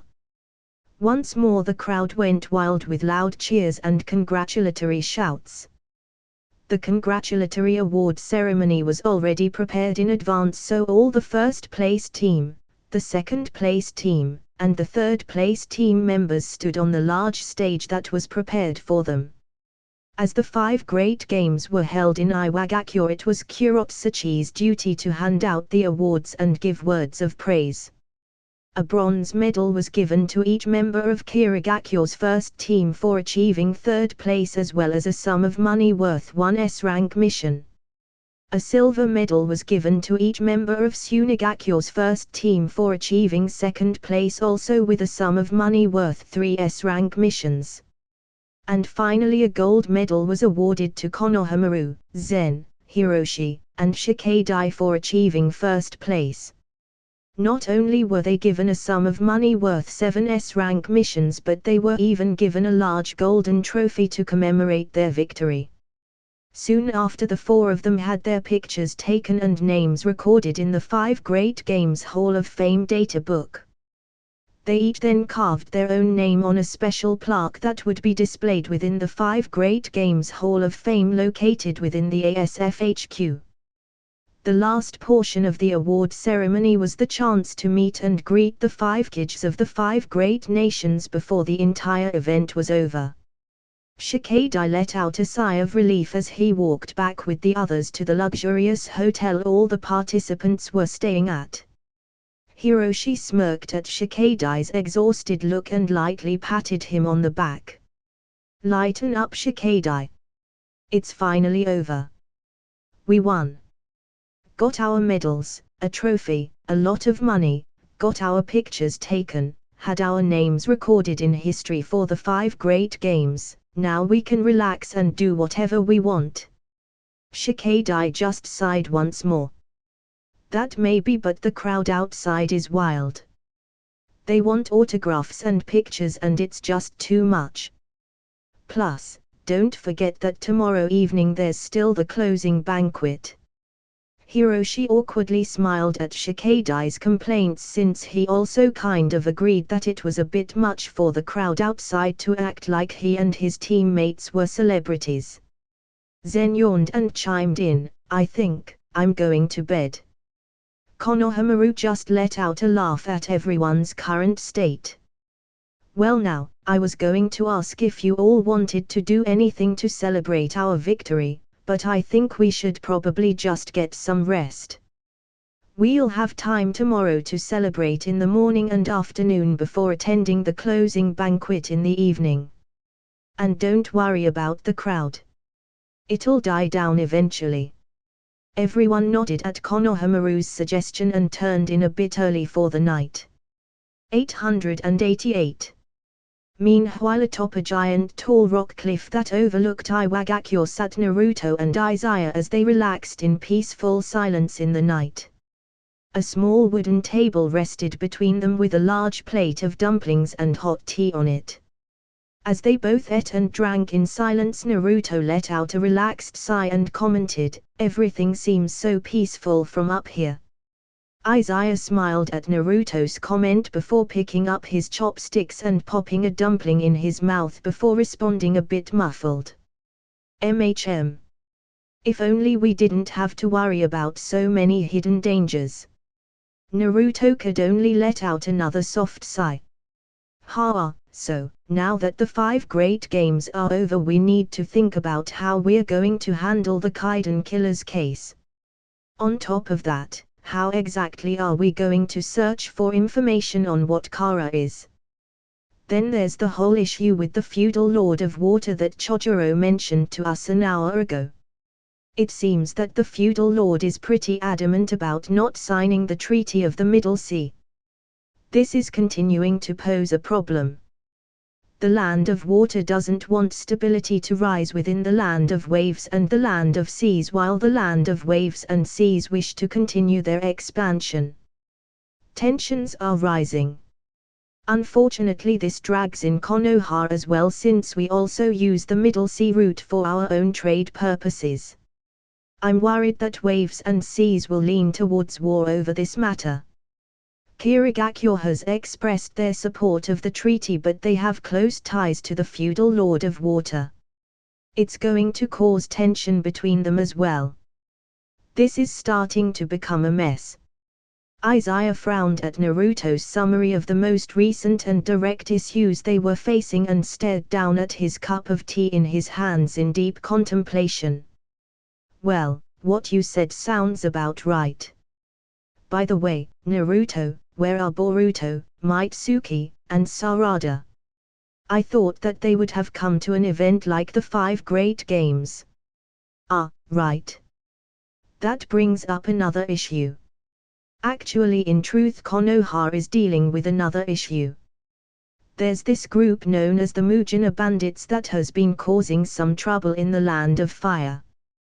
They were targeting someone named Kokyori, who was supposedly an ex-member of their gang. Kokyori requested assistance and protection in exchange for giving us information on the bandits. Kokyori's being held in Hozuki Castle. With the 5 Great Games underway, I was struggling with who to send for this mission. Typically I'd send a Chunin, but our skilled Chunins, as you know, are participating in the games, so I sent Team 7. They are, after all, about Chunin level. I'm confident they can handle it. They just need to protect him until Sai can get the paperwork done needed to free Kokyori from the prison. Izaya raised his eyebrow in curiosity, as he didn't know that there was such a thing going on. He let out a sigh and shook his head. It seems I've been away too long. Who knew there'd be so many problems popping up one after the other? Naruto, with all the issues arising everywhere, we can't solve them by ourselves. I think I'm going to form an organization for the ASF consisting of 12 shinobi. Naruto widened his eyes, slightly shocked at what Izaya had just said. An organization under the ASF? But what would its function be? The ASF already accepts missions from all over the world and puts together teams consisting of shinobi from all the villages that have joined to suit the mission requests. Oh, and I forgot to mention. After Shikamaru, I, and the other kids had a discussion, we agreed to rename the Allied Shinobi Forces into the Shinobi Union. It sounds less militaristic this way. Izaya nodded in agreement. That sounds like a good idea. If we continue on with the name of ASF, it might make people continue to think that we're in a constant state of war. Shinobi Union sounds good. As for the organization I'm thinking of creating for the Shinobi Union, it will be a bit more special than just pooling together random shinobi from other villages. These shinobi will take on the most difficult tasks that the world is currently facing under the orders of the SU. I'll train these shinobi myself and do my best to equip them with the skills and knowledge they need. My hope is to train them all into S-class tier shinobi one day. I'm thinking of calling this organization the Onmitsu 12. They're different than just being a ragtag group of shinobi pooled together from across all the villages. This group will be highly specialized, lethal, trustworthy, and more reliable when dealing with incredibly hard missions like the ones you mentioned earlier. For instance, trying to find out more about the Kaiden killers.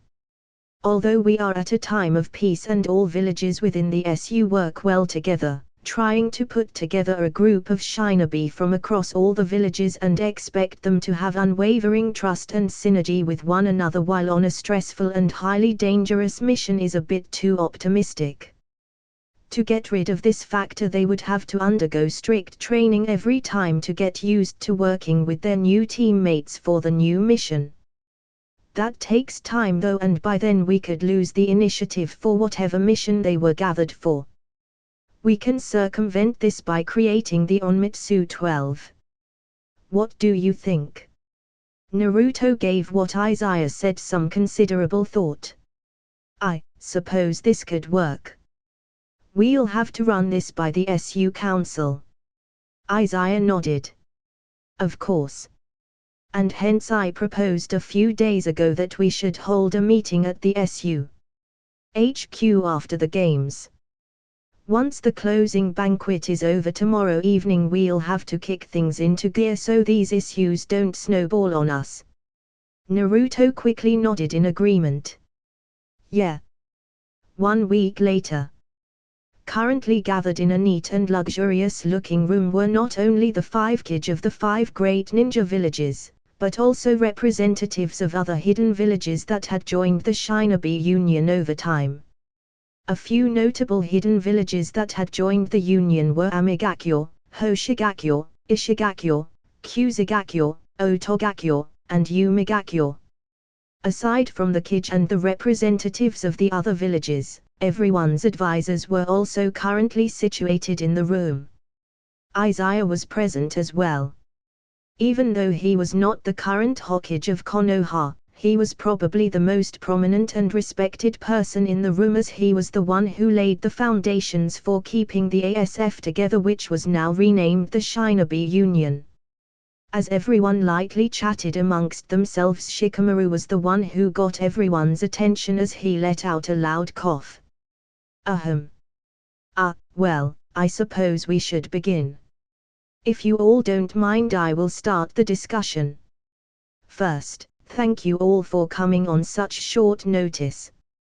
The reason we're gathered is because there seems to be an undercurrent of issues moving throughout the world right now. They may not manifest themselves as a huge problem right now, however, if left unattended, then they could eventually come back to bite us. Keep in mind that everything we discuss here today should be kept only within these walls. Now moving on to the pressing issues at hand. The Kaiden killers have once again revealed themselves to the world. Why? We don't know. Most likely they were hired by someone for a job and used the distraction of the 5 great games to complete their contract kill. There was also the use of an illegal tailed beast drug during the games. That means that the organizations of the underworld have gotten their hands on something extremely dangerous. Not only does this drug cause one to gain enhanced physical capabilities on the level of cloaked tailed beasts, it can also cause one to lose control of their minds. Someone from Hoshigakyo interjected as they asked, couldn't we have Kabuto analyze this drug and have him create an antidote? Shikamaru nodded. We could, however we don't have any of the drug on our hands. It's possible that this is not the only kind of enhancing drug circulating in the underworld. Furthermore, there is the issue of the Middle Seas Treaty. Tensions are rising there, and should things keep going in the direction they are heading, it could lead to a war over the trade routes between the land of water, sea, and waves. Konoha and Kirigakyo could also end up being dragged into it as well, since they utilize these trade routes too. Then there was the incident with the Otsutsuki clan during the Chunin exams. They are dangerous, and with their arrival we now have confirmation that they have set their eyes on our planet. While the members who invaded have been dealt with, the fact remains that we don't know how many more of them are out there, nor do we know when they may send reinforcements. On top of that, we don't know their strength. How powerful was Momoshiki amongst their clan? Where does he rank? Will they send someone stronger? Will they send an army next time instead of just 3? Was Momshiki and his group just an advanced party to study our strength and gather intel? We don't have enough information. With the possible threat of the Otsutsuki clan still looming in the air, we can't divert too much of our strength and manpower into the undercurrents disturbing the rest of the world. A member from Amigakyo then chimed in, "From the way you are talking it seems you have already thought of a countermeasure. I think we can all agree that these issues are a pressing problem. So what is the plan?" Shikamaru nodded and looked over to Izaya as he continued. "The 6th Hokage has proposed we train a group of highly skilled shinobi that will work under the shinobi union known as the Onmitsu 12. As the name suggests, the group will consist of 12 members. They will work with each other to take on the difficult tasks that we face in the world. For instance, the Kaiden killers. They work in the shadows and thrive in the underworld, however we have no way of tracking them down. We would need a group of highly skilled shinobi to find more information on behalf of the SU. The problem is if we pick a group of random shinobi from each village for the job, albeit suited to their skill set, we still need to give them time to train and get familiar with each other. Only then can they work effectively as a team and glean anything useful without being caught during these dangerous missions. Then what if another problem arises later similar to the Kaiden killers? We would need to gather another group and train them and whatnot.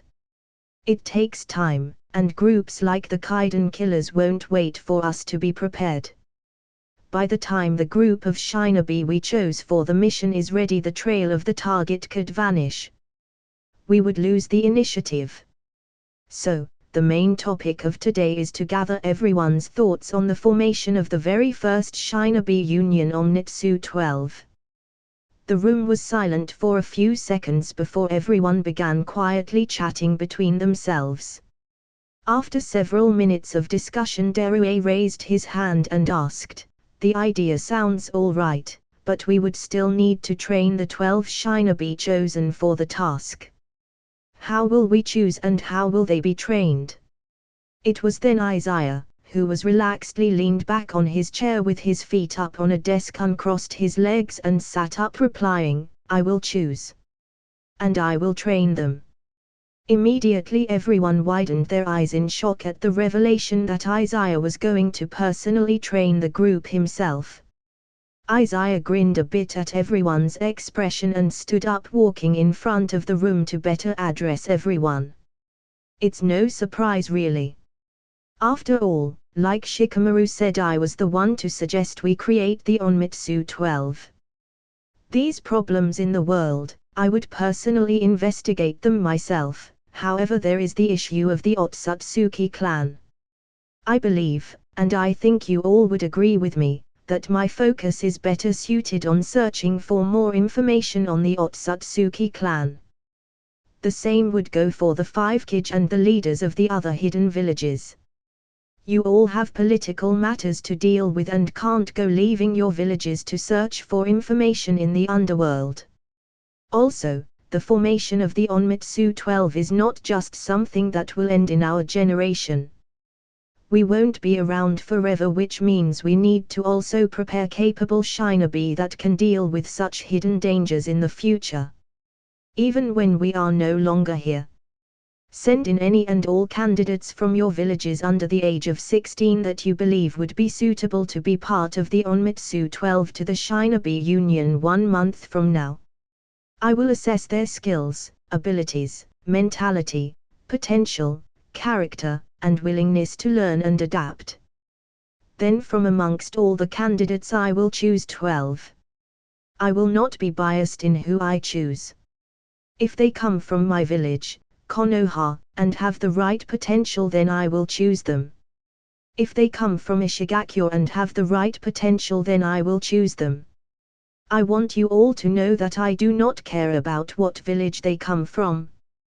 Whether from my village, your village, or anyone else's village, as we are the SU, it matters not which of our villages the shinobi forming the Onmitsu 12 come from. In the end they are part of our union and they will be our special task force. The process of choosing the 12 members will be recorded, of course, so you all can watch and judge yourself whether or not I am an objective person. In the end I hope you can trust my judgment. Now, only one thing remains. For everyone here to sign the document in approval of the formation of the Onmitsu 12. Everyone gave careful consideration to what Izaya had said. They all began to silently chat amongst themselves again for a few minutes before the room fell silent. Shikamaru nodded his head, noting that everyone seemed to have come to an answer, and asked, "Then, those in favor of the formation of the Shinobi Union Onmitsu 12, please raise your hand." In no time at all everyone in the room raised their hand in agreement. After gaining everyone's approval, everyone signed the official document enacting into being the creation of the very first Onmitsu 12. After confirming everyone's signature, the document was sealed. Izaya then placed a dark black box on the table in the middle of the room, startling everyone present. Chojuro narrowed his eyes and asked, "What is that sixth Hokage?" Izaya furrowed his brow in seriousness as he stared at that black box. "You 5 Kage already know that Hanabi and I were attacked at some point during the 5 Great Games celebration. This is the item I mentioned to you all before." Everyone aside from the 5 Kage were extremely shocked at Izaya's statement.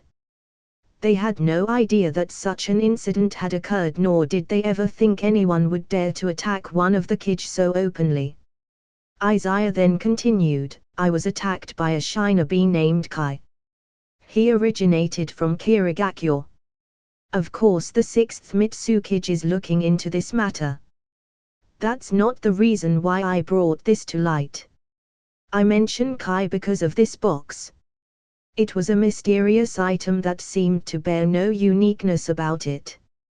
In fact, even right now I'm sure all of you in this room don't see anything that's special about this box. However, it was sold at an auction in Iwagakyo during the games. That's how Kai acquired it. He used it to seal me away in another dimension. In that dimension was nothing but darkness. The feeling of gloom and despair permeated the air. Fortunately, I possess the skill to escape such a technique, however being trapped inside for just a few seconds was enough to affect my mind for a few days.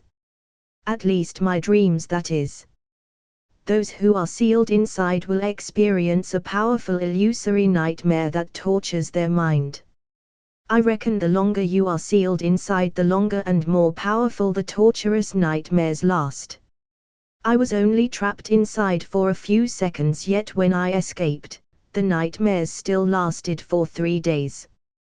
I don't know how Kai knew what this box is, but he called it the Dark Moon Box and said that it fell with Otsutsuki Kaguya when she arrived on this planet. From that information I reckon it is some sort of relic made by the Otsutsuki clan. It's dangerous and powerful. As you can see, I've already placed a powerful seal over the box to prevent anyone from misusing its power. However, I wanted you all to be aware that it is possible there are more dangerous items and relics created by the Otsutsuki clan hidden on our planet. If that is the case, then please proceed with caution if you ever discover any strange artifacts." Everyone in the room once again mumbled and discussed amongst themselves for a few minutes before someone from Otogakyo asked, "What of the box? What shall we do with it?" Izaya let out a sigh and took a seat as he replied, "I've already sealed its power, however it still remains a dangerous item. We are the Shinobi Union. These types of dangerous artifacts should be made aware to all of us, and should any of us discover more of these dangerous items, we should bring them forth before the Union's council so we can deal with it appropriately. I propose we set up a hidden chamber in the deepest levels beneath the Shinobi Union with powerful restrictive barriers and seals to hold any and all potentially dangerous items like the Dark Moon Box. We'll call this sealed area the Togoku Hoko. The imprisoned treasure house. Should we find more of these kinds of items, we should seal them away there. What does the Shinobi Union think? Once more everyone discussed amongst themselves before everyone took a vote. In the end everyone agreed that certain dangerous items like the Dark Moon box be sealed away under the control of the Shinobi Union, and so the creation of the Togoku Hoko was also signed into being. That was the last thing everyone discussed before the council was adjourned. In the end it was only the 5 Kage and Izaya left as Izaya let out a sigh and laid down on a nearby couch in the room. Kurotsuchi shook her head at Izaya's tired expression and commented, 6th Hokage, how much do you plan ahead? I truly wonder how that brain of yours works sometimes. Derue nodded in agreement. Well, let's all just be glad that it's not the 6th Hokage plotting against us, or we'd be in for a lot of trouble. He's too meticulous and calculating. He paused for a moment as he realized what he said and teasingly commented, wait, 6th Hokage, you aren't plotting against us, right? Izaya just turned his head lazily at the 5 Kage and responded, do you even hear what you're asking me?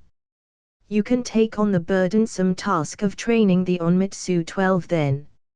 Derue laughed and rubbed the back of his neck awkwardly. Ha ha ha ha. I'm just kidding. Ahem. No one is more suitable for the training of the Onmitsu 12 than you. Izaya smirked. Flattery isn't helping your case. Gaara joined in the discussion next. How is it exactly that you plan to choose the candidates? Izaya looked up at the ceiling for a few moments as he thought about it. They'll take a paper test first. There will be some easy questions, some hard ones, and some morally questionable ones. I don't care whether they can answer correctly or not. The questions are meant to help me judge what they're thinking. I will then use those tests to help me conduct a personal interview with each candidate. This will help me assess their character. If they pass those 2 tests, I'll choose the 12 that have the greatest potential and show the most promise to carry out dangerous and special missions for the Shinobi Union.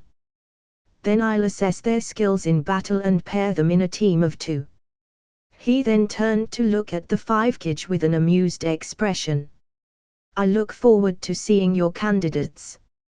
He then disappeared, leaving the 5 Kage completely baffled. Chojuro awkwardly smiled and commented, I see the 6th Hokage is still up to his old antics of appearing and disappearing in a flash. Naruto just awkwardly laughed. Aha, ha ha ha, you all know Izaya. That's just how he is. Everyone just let out an amused sigh. 888. Hiroshi, Zen, Boruto, Shikadai, and Inojin were currently standing outside an item shop, each with a card pack in their hands. Zen glanced at the silver foil wrapping and commented, so this game is called what? Boruto grinned and answered, Extreme Shinobi Picture Scrolls. You see, each card depicts the image of a Shinobi throughout the history of the world. Each card also has a rarity type that ranges from common, uncommon, rare, super rare, and super super rare. There are also cards that are only limited editions. Each card lists the stats of the Shinobi on the bottom left, and there's a description box that lists the ability and effect of the card. Anyways, let's just open them and see what we get. Everyone nodded in agreement and began to unwrap their package.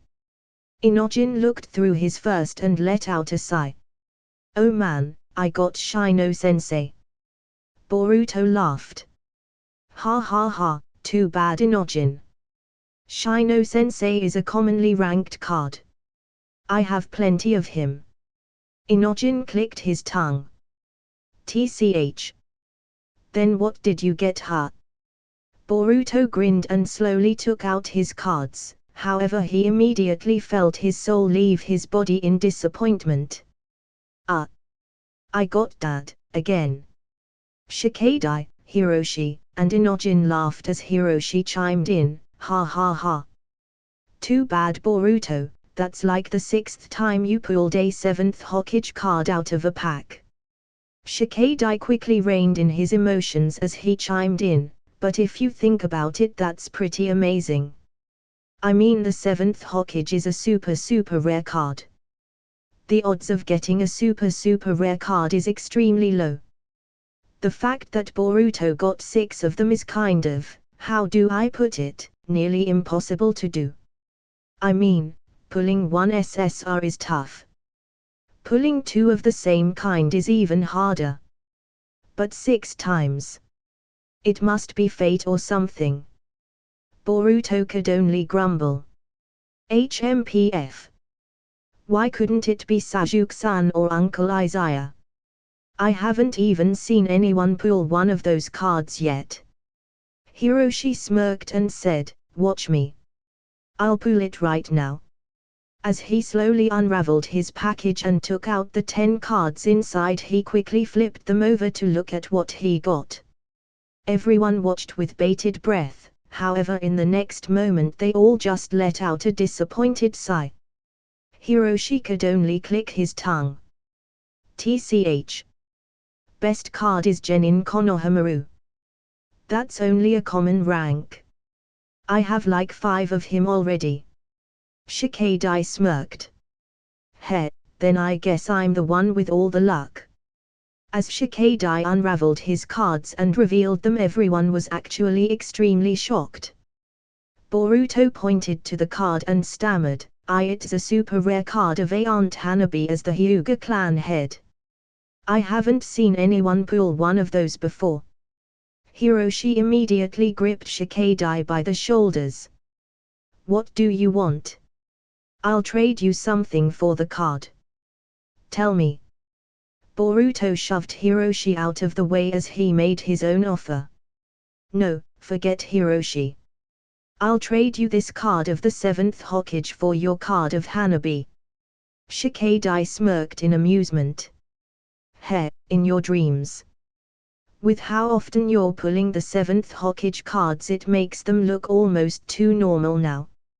On the other hand, I don't think I've ever seen anyone pull this card of Aunt Hanabi as the Hyuga clan head before either, so it'll make a nice addition to my collection.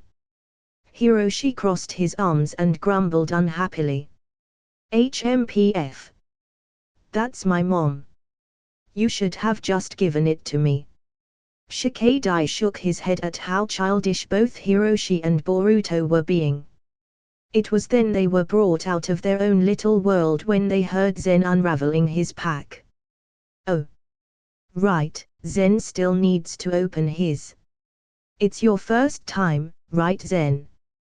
Inojin commented. Zen nodded. I've never played Extreme Shinobi Picture Scrolls before, nor did I know that they existed. Boruto patted Zen on the shoulders reassuringly. Don't worry if you don't get a good pull. As you saw, Hiroshi and Inojin didn't get anything great either. Then again, maybe you'll have some beginner's luck. Zen nodded and revealed the cards in his hand. However, the moment everyone saw the cards in his hands, they all dropped their jaws in disbelief. The very first card in his hands depicted a shinobi with a blindfold. He wore a katana on his waist while wearing his unique Hokage's haori with the falling leaf and fire patterns on it. Hiroshi widened his eyes in extreme shock. That's Dad. Inojin was also completely shocked. Why, you actually drew the SSR 6th Hokage? Shikadai also commented in disbelief. He really did have beginner's luck. Boruto could only grip his head in frustration. That's so unfair. I should have swapped packs with Zen. Zen stared at the picture of the card in his hand for a moment and an involuntary smile graced his lips. I think I'll start my own collection. The four of them continued to talk about extreme shinobi picture scrolls for a bit longer until Hiroshi turned to Boruto and asked, "How come you, Sarada, and Mitsuki didn't show up at the 5 Great Games?" "Oh, that's because before Dad left he assigned us a mission. We had to protect this guy named Kokyori in Hozuki Castle. Apparently he was an ex-member of the notorious Mujina bandits." So that's what you guys were doing. Does that mean you guys were holed up in prison for a bit?" Boruto nodded. "Yeah. It was interesting to say the least. Oh, by the way, I watched the recordings of you, Zen, and Shikadai kicking butt during the games. Nice job, guys." Hiroshi smirked. "Did you ever have any doubt in us?" "Course not. But I do have to say there were some pretty strong-looking guys there. I saw Shinki was there too. Even Kagura and Kaito. Oh, and I heard that there was some sort of incident that happened. Someone died and Kocho was poisoned or something. What was that about?" Hiroshi just shrugged. "I don't know. The kids are handling that. When I asked Dad about it he just said not to worry for now, and if it's something I need to know he'll tell me. Mom told me that Dad left this morning to attend a meeting at the ASF HQ." Shikadai nodded and chimed in, "That's right. My dad left really early in the morning alongside the 7th Hokage. And I believe they are renaming the ASF to the Shinobi Union. Anyways, they're probably discussing this stuff right about now." They were interrupted from their discussion at the sound of Izaya's voice. "Discussing what stuff right about now?" Dad!" Hiroshi exclaimed. Izaya grinned and walked over to them, noticing the cards in their hands. "Extreme Shinobi picture scrolls, huh? Seems it's gotten pretty popular." Hiroshi smirked and teasingly said, "Want to try it out, Dad?" Izaya raised his eyebrow curiously at Hiroshi, wondering what he was up to. In the end he shook his head. "It's all right. I'm fine." Hiroshi just smirked some more as a mischievous glint flashed past his eyes. "Oh. Are you sure, Dad? You don't even want to collect one card?" "All right, Hiroshi, what are you up to?" Hiroshi just shrugged his shoulders. "Nothing. I just thought that you might be interested in Mom's card." Shikadai drew it from a pack. Izaya immediately turned his attention to Shikadai with great interest, causing him to feel a powerful formless pressure weighing down on him. Shikadai nervously scratched the side of his cheek and unconsciously took a step back. "Aha, Lord Sixth. Here. Please take a look." Shikadai immediately caved in and handed the card over. Izaya happily grinned and looked over the card. After studying it for a bit he nodded his head in approval. "MN. Not bad. This is a good picture of her. They didn't make any weird or strange modifications to her image."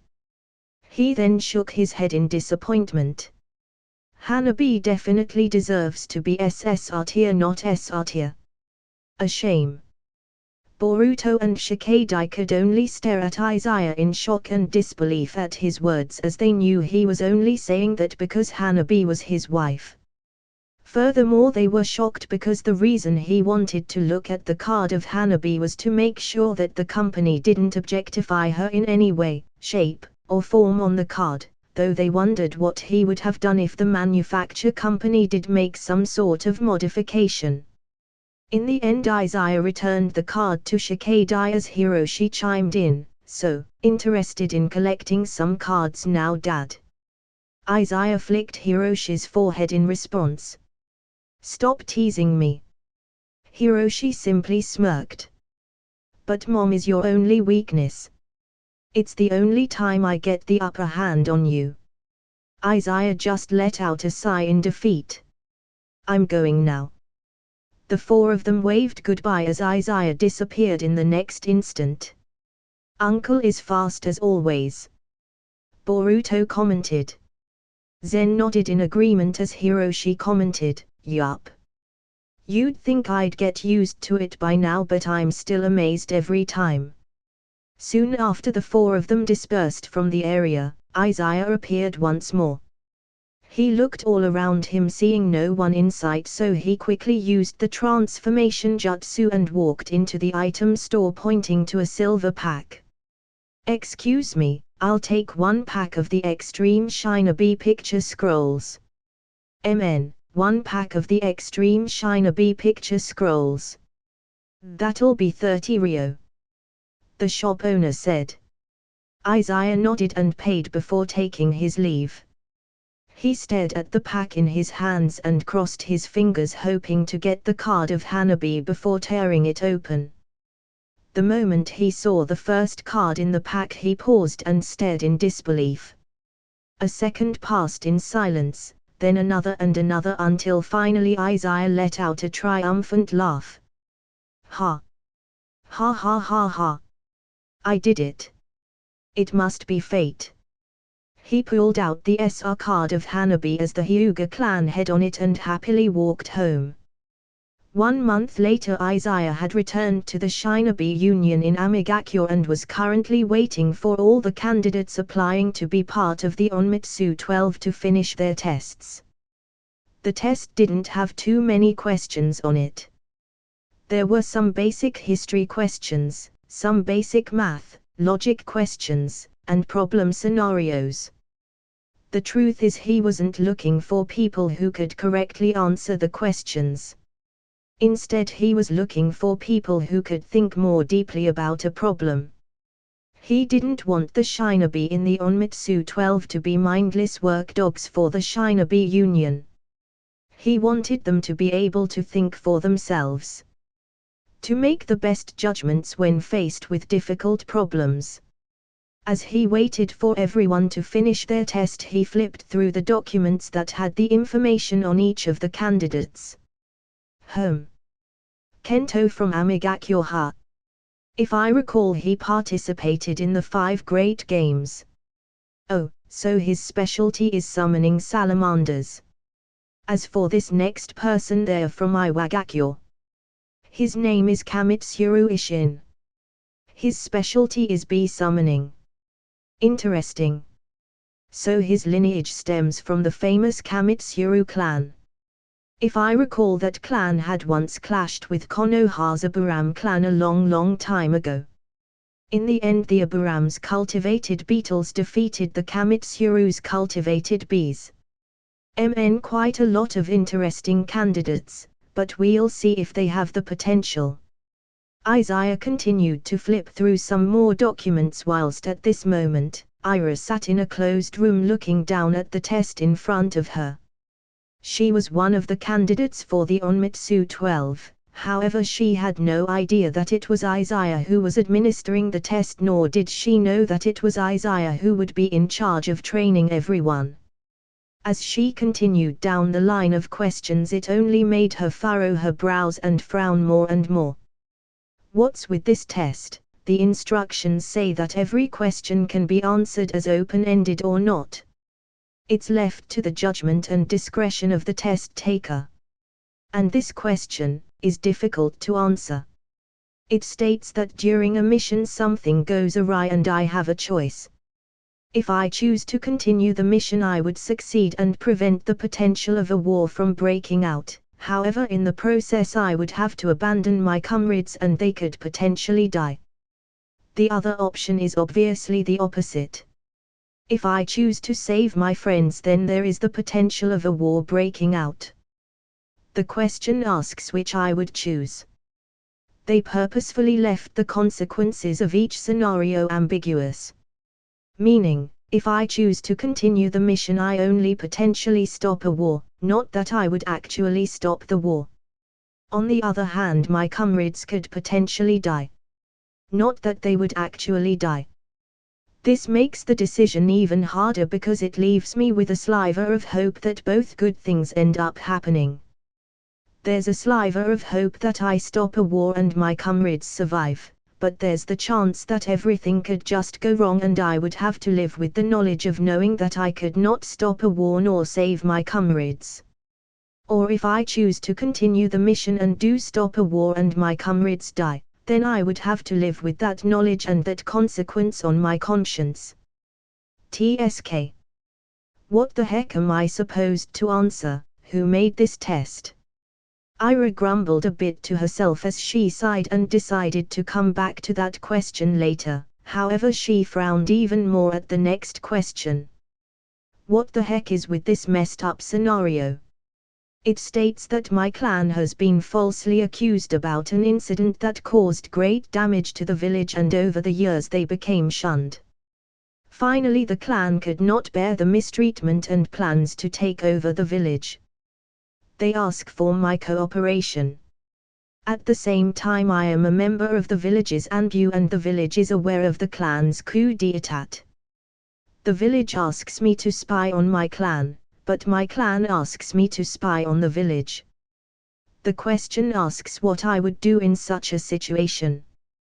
The follow-up question is just as bad. It says that the village tries to negotiate with my clan but the negotiations fail.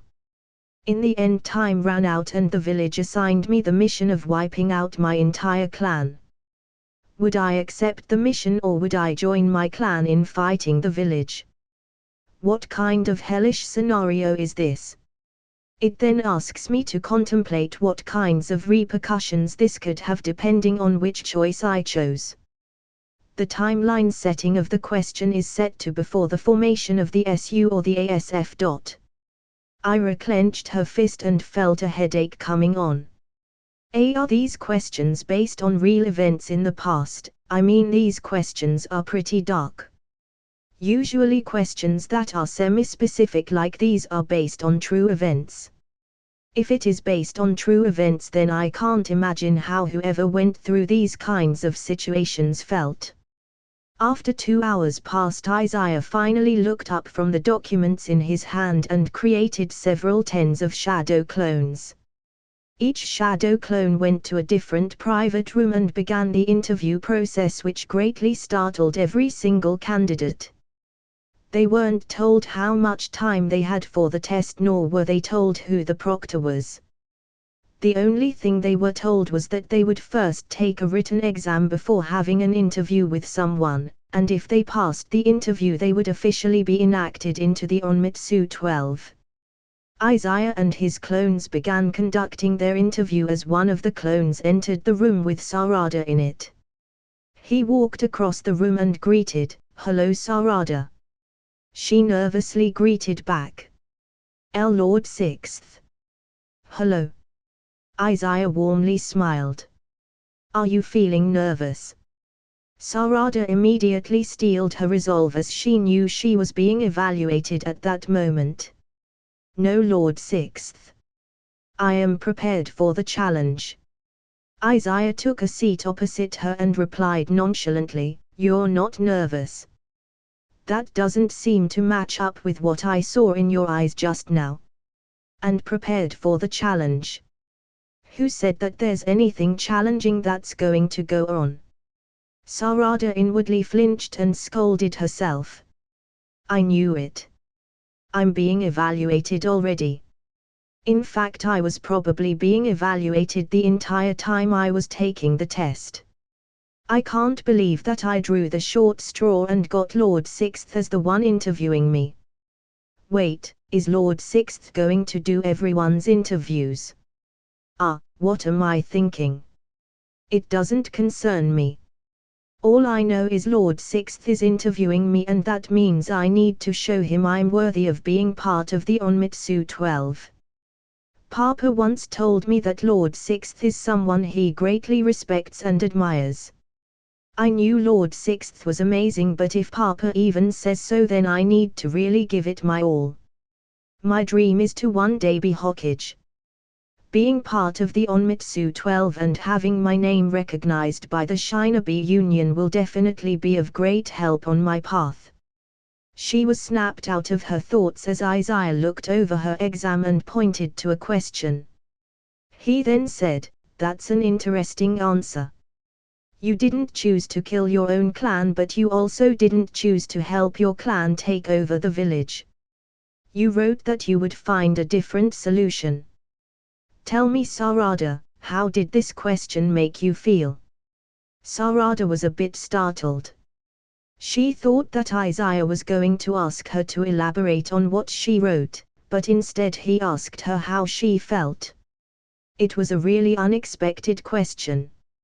She closed her eyes for a moment as she gave it some serious thought before replying, "For some reason I feel like this question connects with me a lot. I am one of the last surviving Uchiha, and so I know a little bit about their history. I know that my clan was killed by the hands of Papa's older brother, Itakai. When I read this question it made me think of him." Izaya nodded. "I see. Did it make you angry to recall something like that?" Sarada shook her head. "No. It made me sad." Izaya closed his eyes for a moment, lost in his thoughts as he took a second to absorb her answer. "It made you sad, huh? I see." It was then, without warning, Izaya threw an eraser right at Sarada, who widened her eyes in shock. She barely had time to react. In fact, the time it took to register what was happening to the time she could make a voluntary movement was too slow. She was only able to dodge simply based on reflex and the training she had done with Sajuke. Pop! The sound of the eraser hitting the wall could be heard as a small breeze from the force of the eraser being thrown caused her hair to flutter a bit. Izaya smirked and nodded in approval. "MN. Not bad. Even after all of that and getting you to feel sad emotionally, you were still able to dodge in time. While I don't believe you made the conscious choice to dodge, which means your guard was lowered, the fact remains that your muscle memory is superb and you have great potential. Please wait here until all the interviews are over. You will be notified soon whether you passed or not." Sarada was completely stunned. She had assumed that the interview was going to be based on how she answered the questions on the exam, since when Izaya came in he looked over her test and asked her about it. However, he only ended up referencing one question from the exam and didn't even ask her to elaborate on her answer. Instead, he had manipulated her feelings and caused her to lower her guard without realizing it before striking out at her. If she hadn't gone through some high-intensity training with Sajuke in the past month, she would have absolutely failed to dodge the eraser aimed at her. She glanced curiously at Izaya and asked, "That's all?" Izaya smirked and nodded. "That's all." Before she could ask any more, Izaya disappeared in a puff of smoke, leaving Sarada completely stunned. Shadow clone. Lord Sixth is really crafty, and he's actually really scary. He seems really nice on the outside, and when he interacts with us he's always really kind, but when he's actually in action he's really fearsome. The entire time I had no idea that Lord Sixth was purposefully manipulating me to lower my guard. He was testing me to see if my emotions would get in the way during dangerous tasks. It was a battle of the psyche. He only gave me a passing mark because my innate reflexes were able to save me regardless of my lowered defenses. He's a master manipulator and interrogator. Is this how a true shinobi goes out to gather information in the field? In the next room over, Izaya was performing an interview with Shinki as he sat across from him and looked over the test. He then stared at Shinki for a moment before asking, "Shinki, how are you?" Shinki remained calm and collected as he replied, "I'm fine." Izaya smirked. "I see. Fine, huh? What's 1 + 1? Shinki was inwardly startled as he was now greatly confused and answered, 2. Izaya nodded and continued quickly, 3 plus 3. 6. 5 plus 3. 8.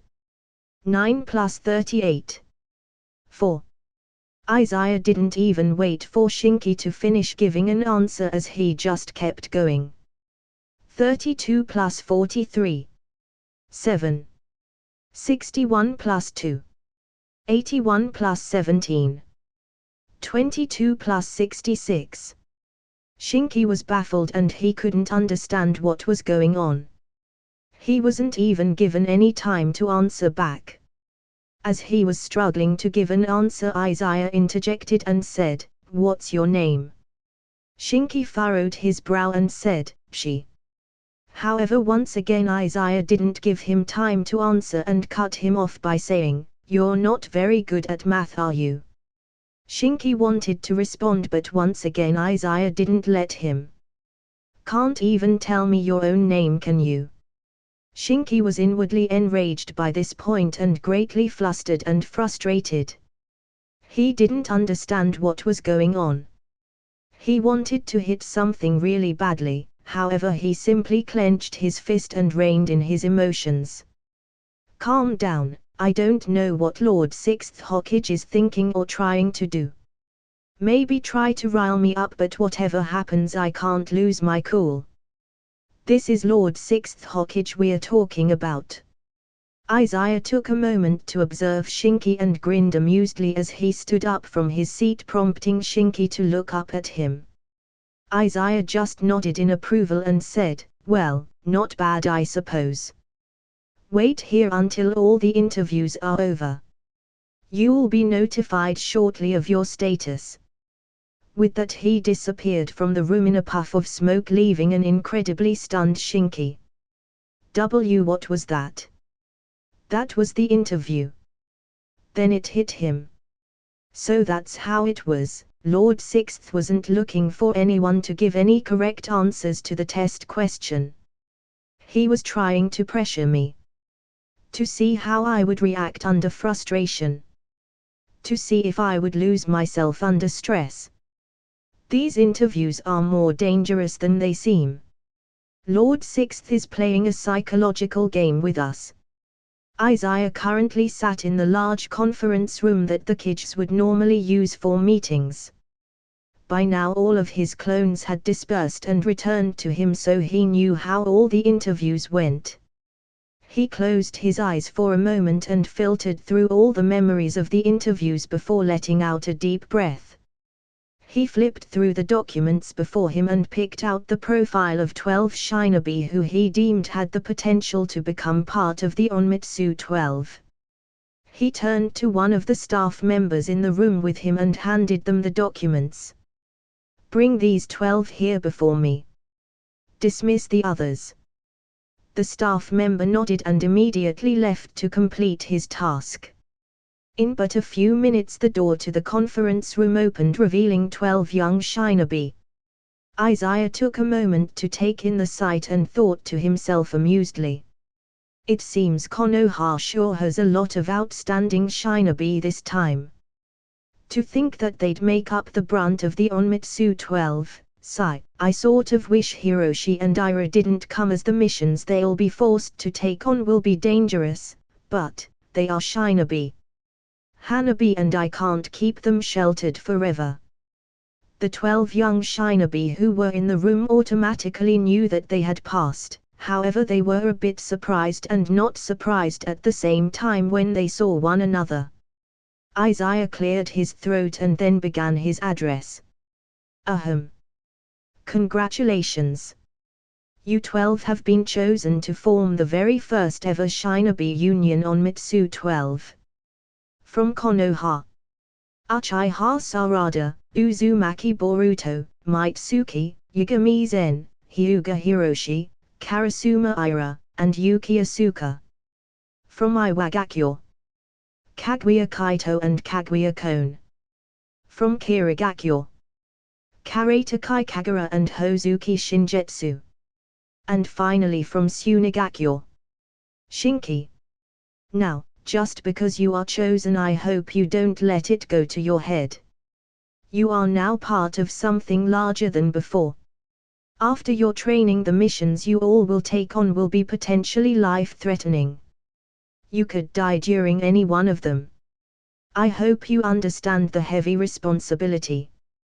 To be chosen as part of the Onmitsu 12 is a great honor, but also a great burden.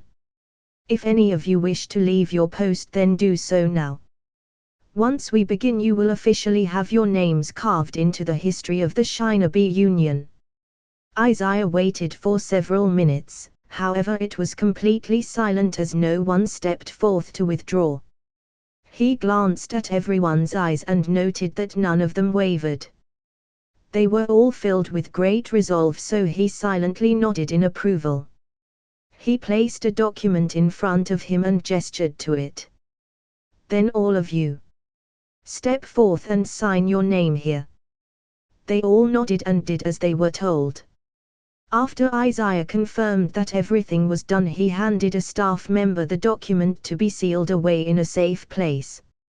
He stood up before them and asked, "Do any of you have any questions before we begin?" Another moment of silence passed through the room as no one seemed to have anything to say. It was then Boruto broke the silence as he asked, "Begin what?" Izaya simply smirked amusedly. "Your training, of course.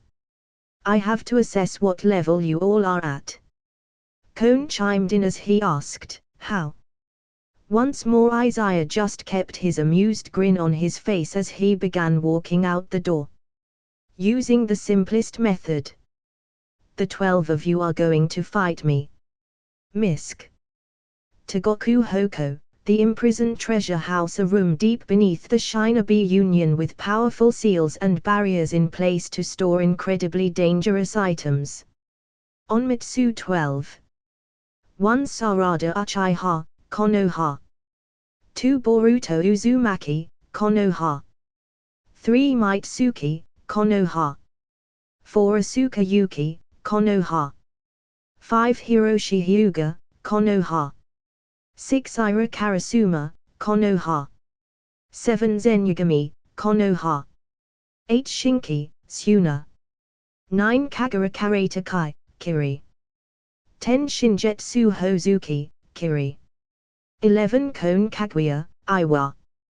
12 Kaito Kaguya, Iwa. Shinobi Union Hidden Villages, 11. Konohigakyo, village hidden in the leaves. Tsunegakyo, village hidden in the sand. Iwagakyo, village hidden in the rocks. Kirigakyo, village hidden in the mist. Kumakaga, village hidden in the clouds. Amigakyo, village hidden in the rain. Hoshigakyo, village hidden among stars. Ishigakyo, village hidden in stones. Kusagakyo, village hidden in the grass. Otogakyo, village hidden by sound. Yumigakyo, village hidden among dreams. That's it for this video, guys. Hope you like the video. Like, share and subscribe the channel. Also make sure you give me your recommendation in the comment section down below. Thank for watching.